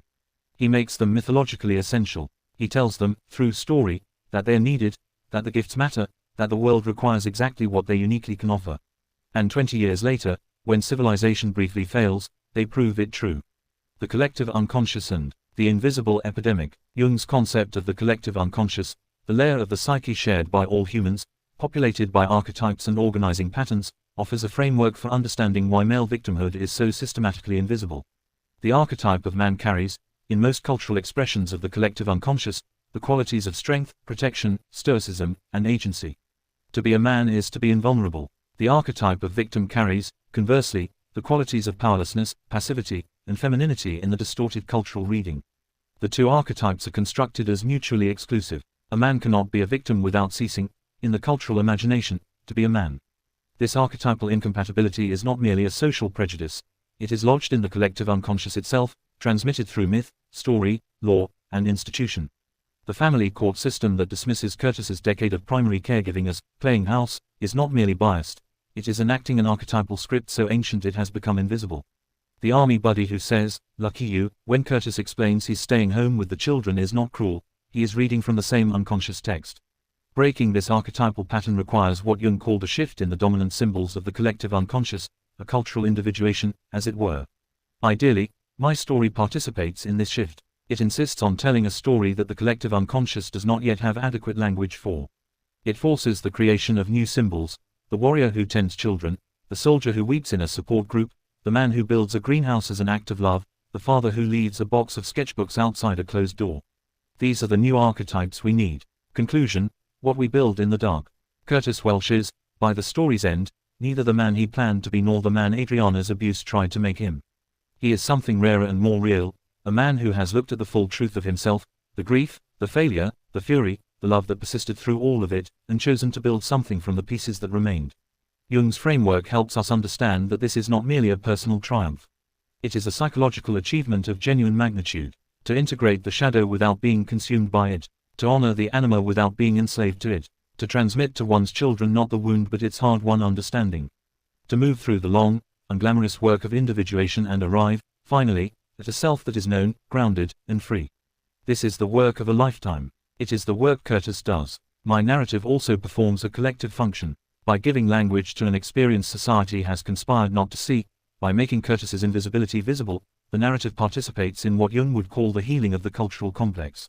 The wound is named, the pattern is traced, the silence is broken, and in the breaking, something shifts, not just for Curtis, but for every man who reads this story and recognizes himself in its pages, for every woman who reads it and widens her understanding of where suffering lives, for every professional whose practice this story might reorient toward greater compassion and accuracy. The game, as Millie says, continues. It always had, it always would, but we play it better when we know its name. Other mini-side adventures. The short stories that follow came about over several years as I've visited and revisited this story and its many interconnecting themes. I haven't decided if I will publish these with an analysis or not. I guess time will tell. For now, enjoy these side adventures. The battle with the sea monster. As the car cruised along the winding coastal road, the sun dipped low on the horizon, casting a golden glow over the ocean waves. Inside, the atmosphere was charged with excitement as Curtis, Millie, and Daniel prepared for the next adventure in the role-playing game that had become the cherished ritual. "Okay, adventurers," Curtis began, his voice taking on a dramatic tone. "You find yourselves on a ship sailing across the vast ocean.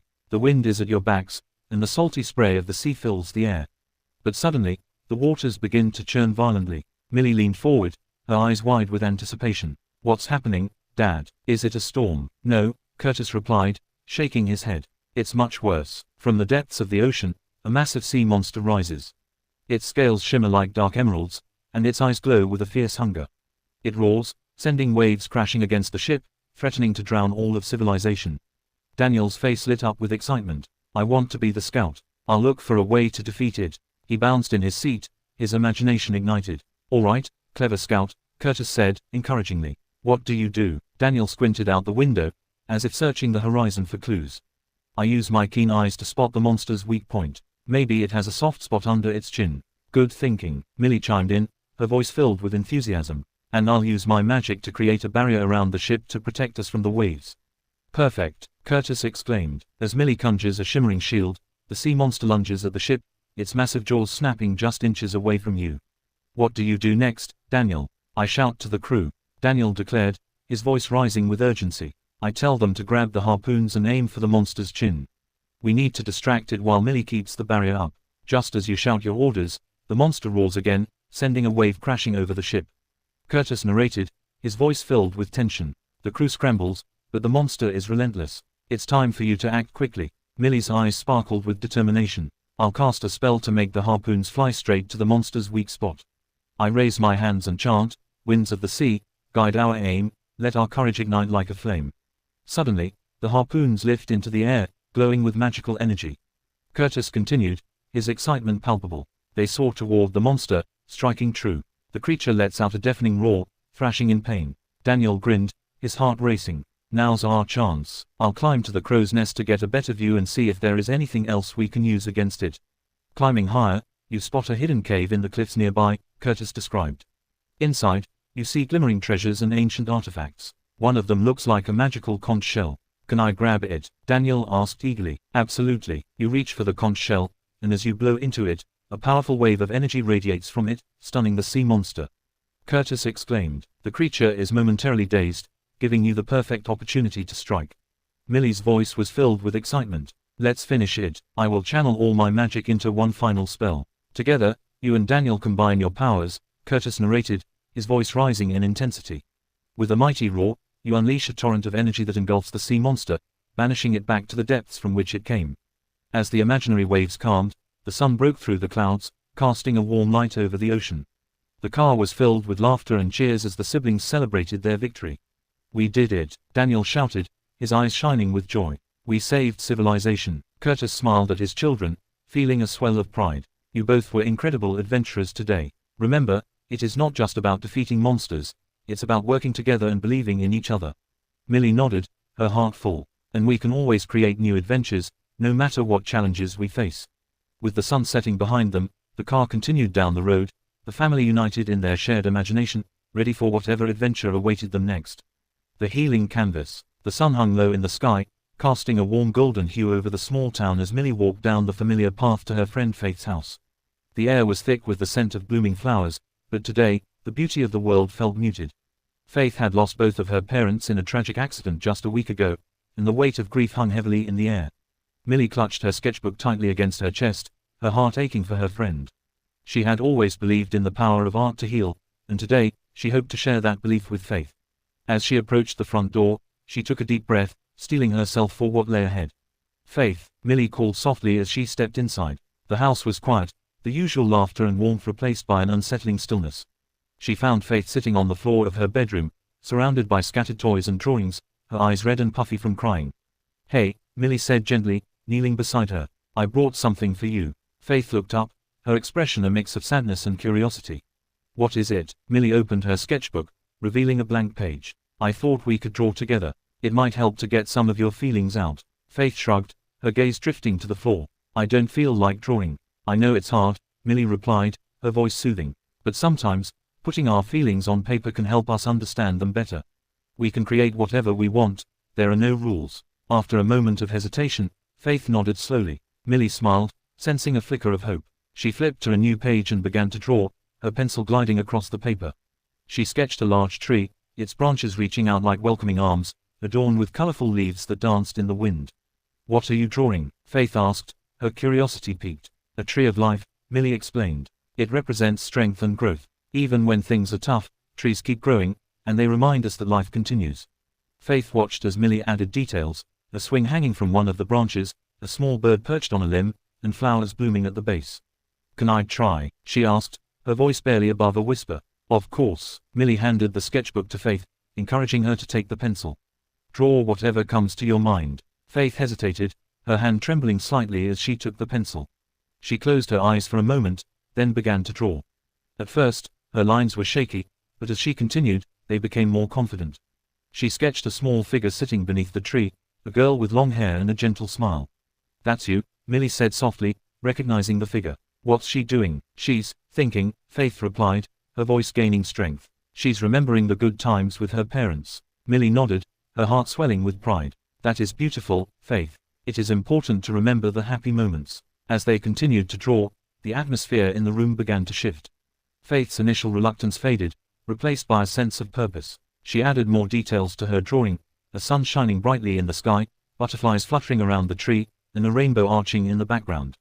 Can I add something? Millie asked, her eyes sparkling with inspiration. What if we draw a path leading to the tree? It can represent the journey we take through life, with all its ups and downs. Faith nodded enthusiastically, her creativity ignited. Together, they filled the page with vibrant colors and imaginative elements, transforming the once blank canvas into a tapestry of hope and healing. As they worked side by side, Millie could see the weight of grief slowly lifting from Faith's shoulders. Look, Faith said, pointing to the drawing. The path is winding, but it leads to the tree. It's like, even though things are hard now, there's still a way forward. Exactly, Millie replied, her heart swelling with pride. And the tree is always there, reminding us that we can grow and find joy again, even after loss. As the sun began to set, casting a warm glow through the window, Faith put down her pencil and looked at their creation. I feel lighter, she admitted, a small smile breaking through her tears. Thank you for doing this with me. Millie wrapped her arms around Faith, pulling her into a comforting embrace. You are not alone, Faith. I am here for you, and we will get through this together. In that moment, surrounded by the colors of the shared imagination, Millie knew that art had the power to heal. It was a reminder that even in the darkest times, creativity could illuminate the path forward, helping them navigate the complexities of grief and loss. As they sat together, the drawing became a symbol of their friendship, a testament to resilience, love, and the healing power of imagination. Millie felt a renewed sense of purpose, knowing that through their art, they could honor Faith's parents and celebrate the beauty of life, even amidst sorrow. The quest for shelter. The moon hung high in the night sky, casting a silvery glow over the dense forest as Millie and Daniel trudged through the underbrush, their hearts pounding with a mix of fear and exhilaration. They had made the decision to leave their mother's home, a place that had become stifling and filled with tension. Now, they were on their own, ready to face whatever challenges lay ahead. Are you sure this is a good idea? Daniel asked, glancing back toward the distant lights of their mother's house. What if she comes looking for us? Millie took a deep breath, her resolve firm. We need to do this, Dan. We cannot keep living like this. We will be fine. We just have to stick together and use our imaginations. Daniel nodded, though uncertainty flickered in his eyes. Okay, so, what is our first move, brave sorceress? Millie grinned, her spirits lifting at the familiar role they had played in their adventures. First, we need to find shelter. The forest is our kingdom now, and we are the heroes of our own story. Let's set up camp for the night. As they ventured deeper into the woods, the sounds of the night surrounded them, crickets chirping, leaves rustling in the gentle breeze. Millie led the way, her mind racing with ideas. We will need a fire to keep warm and ward off any creatures lurking in the shadows. Let's find a clearing. After a short walk, they stumbled upon a small clearing, illuminated by the moonlight. This will be perfect, Millie declared, her excitement bubbling over. We can build our camp here. Daniel began gathering sticks and dry leaves while Millie scouted for larger logs to create a makeshift seating area. What if we pretend we're on a quest to find the legendary Firestone? Millie suggested, her eyes sparkling with mischief. It's said to grant warmth and protection to those who possess it. Yeah, and we have to gather the right materials to summon its power. Daniel added, his enthusiasm growing. I'll be the scout, searching for the best resources. As they worked together, the tension of their home life began to fade, replaced by the thrill of their adventure. They built a small fire pit and arranged the logs around it, creating a cozy circle. Once the fire was lit, they settled in, the warmth enveloping them like a protective shield. Now that we have our Firestone, Millie said, her voice taking on a dramatic tone, we must prepare for the challenges that lie ahead. The forest is filled with dangers, and we must be vigilant. Daniel leaned in closer, his eyes wide with excitement. What kind of dangers? Perhaps a storm is brewing, Millie replied, glancing up at the sky. The winds are shifting, and the clouds are gathering. We must be ready to face whatever comes our way. Just as she spoke, a low rumble of thunder echoed in the distance, sending a shiver down their spines. The wind picked up, rustling the leaves ominously. Millie and Daniel exchanged worried glances, but Millie quickly regained her composure. Fear not, brave scout. We have our Firestone to protect us, she declared, raising her hands dramatically, and we can use our imaginations to navigate through the storm. As the first drops of rain began to fall, they huddled closer to the fire, their spirits undeterred. Let's imagine we're part of a great quest, Millie suggested. We're on a mission to find the hidden treasure of the forest, and the storm is just a test of our courage. Daniel nodded, his fear subsiding as he embraced the game. Right, we are not just surviving, we're adventurers. We cannot let a little rain stop us. The storm intensified, the wind howling through the trees as the rain poured down in sheets. They could hear the distant rumble of thunder, but instead of feeling afraid, they leaned into their roles. Millie began to narrate their adventure, weaving a tale of bravery and resilience. The storm is fierce, but we are stronger, she proclaimed. We must find the ancient cave of the forest spirits, where we can seek refuge until the storm passes. Let's go, Daniel shouted, his excitement infectious. They jumped to their feet, leaving the warmth of the fire behind as they ventured into the rain-soaked woods, their imaginations guiding them. As they ran through the trees, Millie described the cave in vivid detail. It is hidden behind a waterfall, shimmering with magical light. The spirits will grant us shelter and wisdom. Daniel laughed, splashing through puddles. And we'll have to solve their riddles to earn their favor. They raced through the rain, their laughter echoing in the night as they imagined themselves dodging raindrops like arrows and leaping over imaginary obstacles. The storm raged around them, but they felt invincible, united in their quest. After what felt like hours of running and playing, they finally found a large tree with a hollowed-out trunk, providing a semblance of shelter from the rain. They squeezed inside, panting and giggling, their hearts racing from the thrill of their adventure. "Okay, we made it to the cave," Millie said, her voice filled with excitement. "Now we must rest and prepare for the next part of our quest." As they settled into the hollowed tree, the sound of the rain drumming against the leaves above created a soothing rhythm. Millie pulled out her sketchbook, and by the dim light of their small flashlight, she began to draw the cave and the spirits they imagined would inhabit it. "Can I help?" Daniel asked, peering over her shoulder. "Of course, you can add the spirits and the treasure," Millie replied, her heart swelling with gratitude for the shared creativity. As they drew together, the storm outside continued to rage, but inside their makeshift cave, they felt safe and connected. They shared stories of their imagined adventures, weaving tales of bravery, friendship, and the strength they found in each other. The storm lasted through the night, but as dawn broke, the rain began to subside. They emerged from their shelter, blinking in the soft morning light, feeling like true adventurers who had conquered the elements. "Look," Daniel exclaimed, pointing to the sky. "A rainbow." Millie smiled, her heart full. "It's a sign that we made it through the storm. We're stronger than we thought." With renewed determination, they set off deeper into the woods, ready to face whatever challenges awaited them. They knew that together, they could conquer anything, and their imaginations would always guide them through the darkest of storms. As they ventured forward, they felt a sense of freedom and empowerment, knowing that they were not just running away from their problems but embarking on a journey of self-discovery and resilience. The forest was their kingdom, and they were the heroes of their own story, ready to write the next chapter together.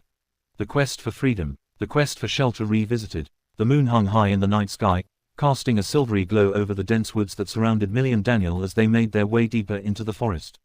The air was cool and crisp, filled with the sounds of rustling leaves and distant animal calls. They had made the decision to run away from their mother's home, seeking solace and freedom from the chaos that had become their lives. "Are you sure about this?" Daniel asked, glancing back toward the direction of their mother's house. The shadows of the trees loomed large, but the thrill of adventure coursed through his veins. Millie nodded, her expression resolute. "We need to do this, Dan. We cannot keep living like this. We need to find our own way." As they ventured further into the woods, the reality of their situation began to sink in. They had only packed a few essentials, a couple of granola bars, a water bottle, and Millie's sketchbook. The weight of the decision pressed heavily on their shoulders, but they were determined to face whatever challenges lay ahead. "Let's make this a game," Millie suggested, her eyes lighting up with excitement. "We can turn this into an adventure. We'll be heroes on a quest." Daniel's face brightened at the idea. "What kind of quest?" "A quest for survival," Millie declared, her voice filled with enthusiasm. "We'll face the elements, find shelter, and gather resources. We can even create characters for ourselves." "Okay, I want to be the brave warrior," Daniel exclaimed, puffing out his chest. "I'll protect us from any dangers." "And I'll be the clever sorceress," Millie said, a smile spreading across her face.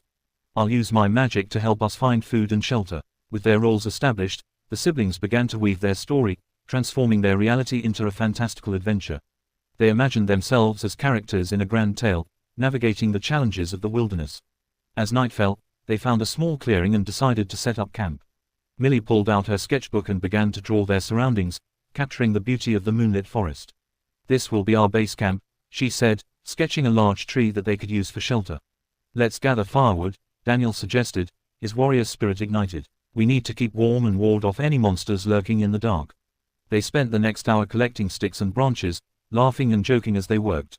Once they had a decent pile, Daniel expertly arranged the wood into a small fire pit.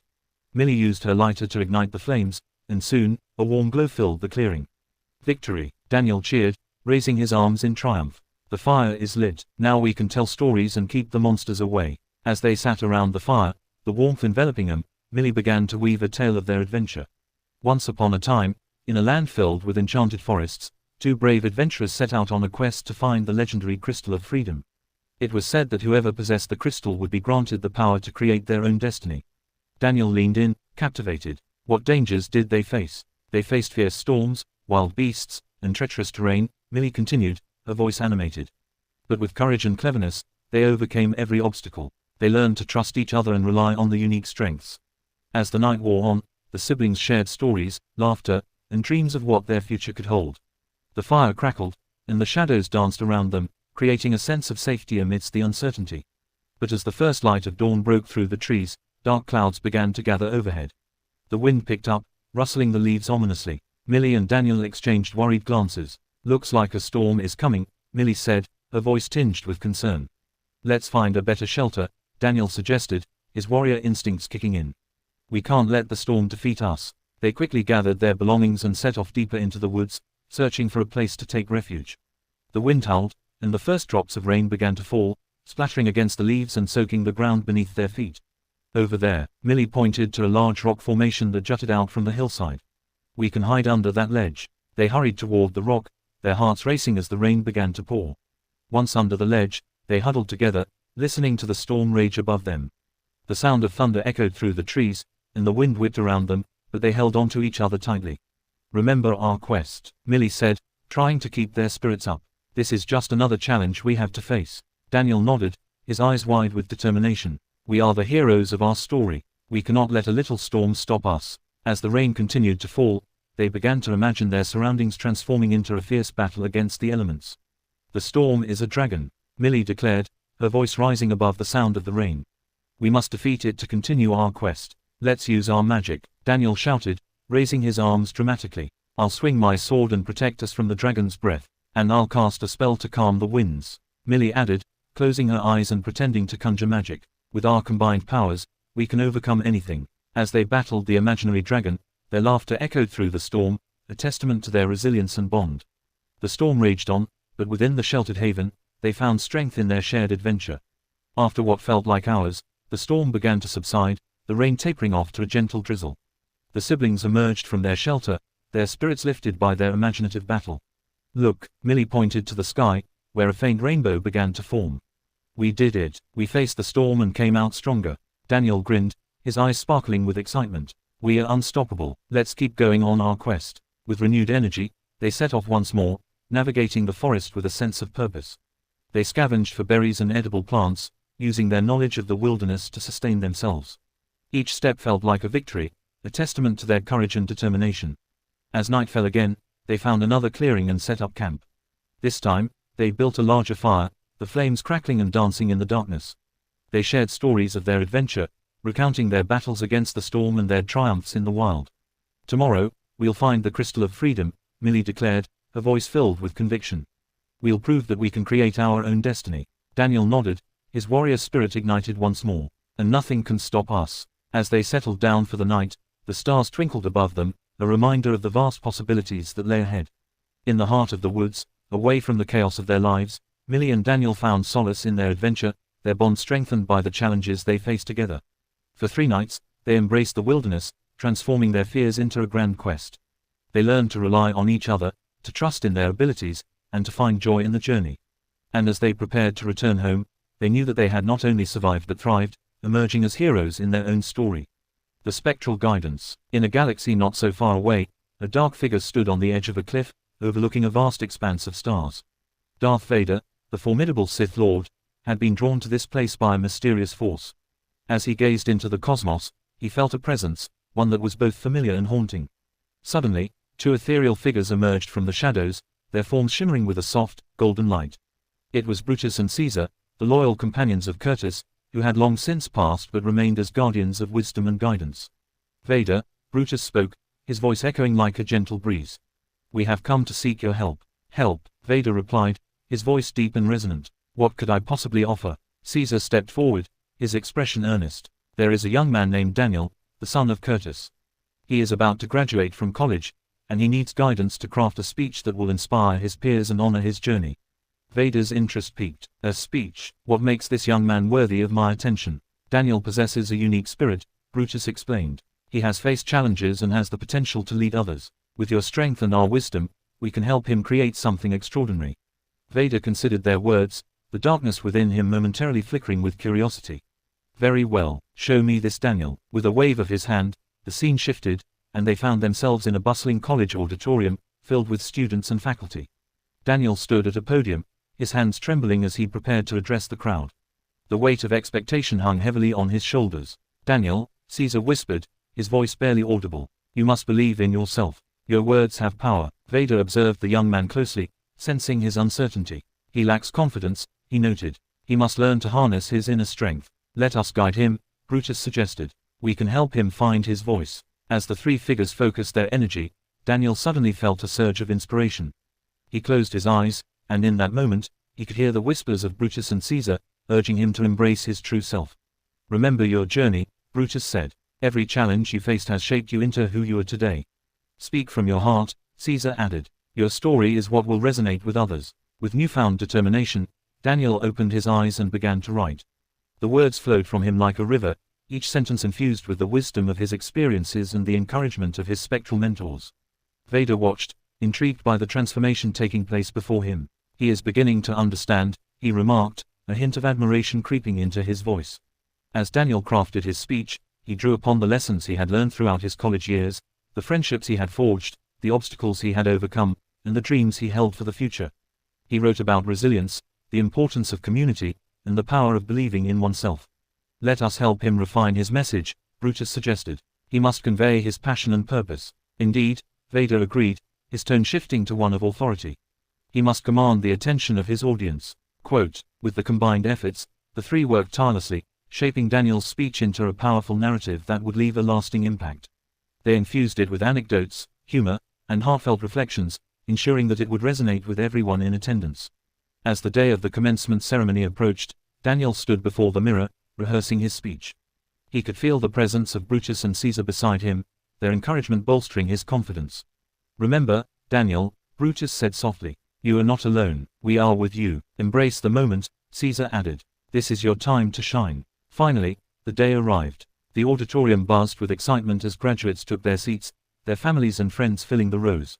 Daniel stood backstage, his heart racing as he awaited his turn to speak. When his name was called, he stepped onto the stage, the spotlight illuminating him. The audience fell silent, their eyes fixed on him. For a moment, he felt the weight of their expectations, but then he remembered the guidance of his spectral mentors. Taking a deep breath, Daniel began to speak. "Good afternoon, everyone. Today marks not just the end of our college journey, but the beginning of a new adventure." As he spoke, he shared stories of his experiences, the friendships he had formed, and the lessons he had learned. He spoke of resilience in the face of adversity and the importance of supporting one another. "I stand here today not just as a graduate, but as a testament to the power of community," he declared, his voice growing stronger. "We have faced challenges together, and it is through our shared experiences that we have grown." The audience listened intently, captivated by his words. Daniel felt the energy of Brutus and Caesar surrounding him, their encouragement fueling his passion. "Let us remember that our journey does not end here," he continued. "We are all adventurers, ready to face the unknown. Together, we can create a future filled with hope and possibility."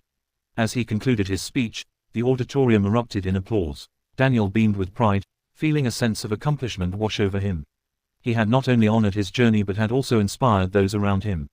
In the shadows, Vader, Brutus, and Caesar watched with satisfaction. "He has done well," Vader remarked, a rare smile gracing his lips. "He has embraced his strength." "Indeed," Brutus replied, his spirit glowing with pride. "He has found his voice." As the graduates celebrated their achievements, Daniel felt a profound sense of gratitude for the guidance he had received. He knew that the lessons he had learned from Brutus, Caesar, and even Vader would stay with him as he embarked on the next chapter of his life. In that moment, he understood that the journey was not just about the destination but about the connections forged along the way. And with the support of his spectral mentors, he was ready to face whatever challenges lay ahead, armed with the knowledge that he was never truly alone. The enchanted car wash. The sun shone brightly in the sky, casting a warm glow over the neighborhood as Millie and Daniel gathered their friends for a special event, a magical car wash. They had decided to turn a mundane chore into an exciting adventure, inspired by the quests they often played together. "Okay, everyone," Millie called out, her voice filled with enthusiasm. "Today, we're not just washing cars, we're embarking on a quest to save the kingdom from the dust monsters." Daniel grinned, his eyes sparkling with excitement. "That's right, each car we wash will help restore the kingdom's shine and bring joy back to the land." Their friends, Liam, Adriana, and Jamie, gathered around, eager to join in the fun. "What do we need to do?" Liam asked, bouncing on his toes. Millie pulled out a colorful poster she had made, decorated with drawings of castles and magical creatures. "First, we need to gather our supplies. We will need buckets, sponges, soap, and lots of water. And do not forget our magical capes." The kids cheered, and they quickly set to work, each taking on a role in their quest. Millie and Daniel led the charge, while Liam and Adriana gathered buckets and sponges from their homes. Jamie, always the creative one, set up a sign that read, "Enchanted Car Wash," help us save the kingdom. Once they had everything ready, Millie handed out capes made from old towels. These will give us magical powers, she declared, tying one around her neck. With these capes, we can wash away the dust monsters and restore the sparkle to every car. As they donned their capes, the kids felt a surge of energy, ready to take on the challenge ahead.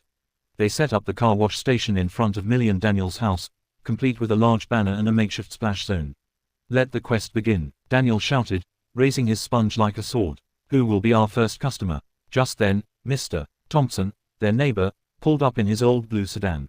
What's this all about? He asked, a smile creeping onto his face. We're on a quest to save the kingdom from the dust monsters, Millie explained, her eyes wide with excitement. Will you let us wash your car? Mr. Thompson chuckled. Sure, why not? I could use a little magic in my day. As they began washing the car, the kids transformed the task into an epic adventure. Look out, the dust monsters are attacking, Daniel shouted, splashing water playfully. Quick, use your magic sponges to fend them off, Millie added, pretending to battle invisible foes. The kids laughed and squealed as they splashed water at each other, turning the car wash into a joyous water fight.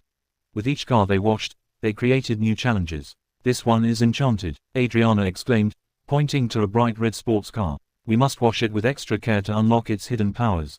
Let's sing the car wash anthem, Liam suggested, and the kids broke into a silly song about washing cars, complete with dance moves and exaggerated gestures. Their laughter echoed through the neighborhood, drawing the attention of other kids who soon joined in the fun. As the day went on, they washed several cars, each one becoming a new quest.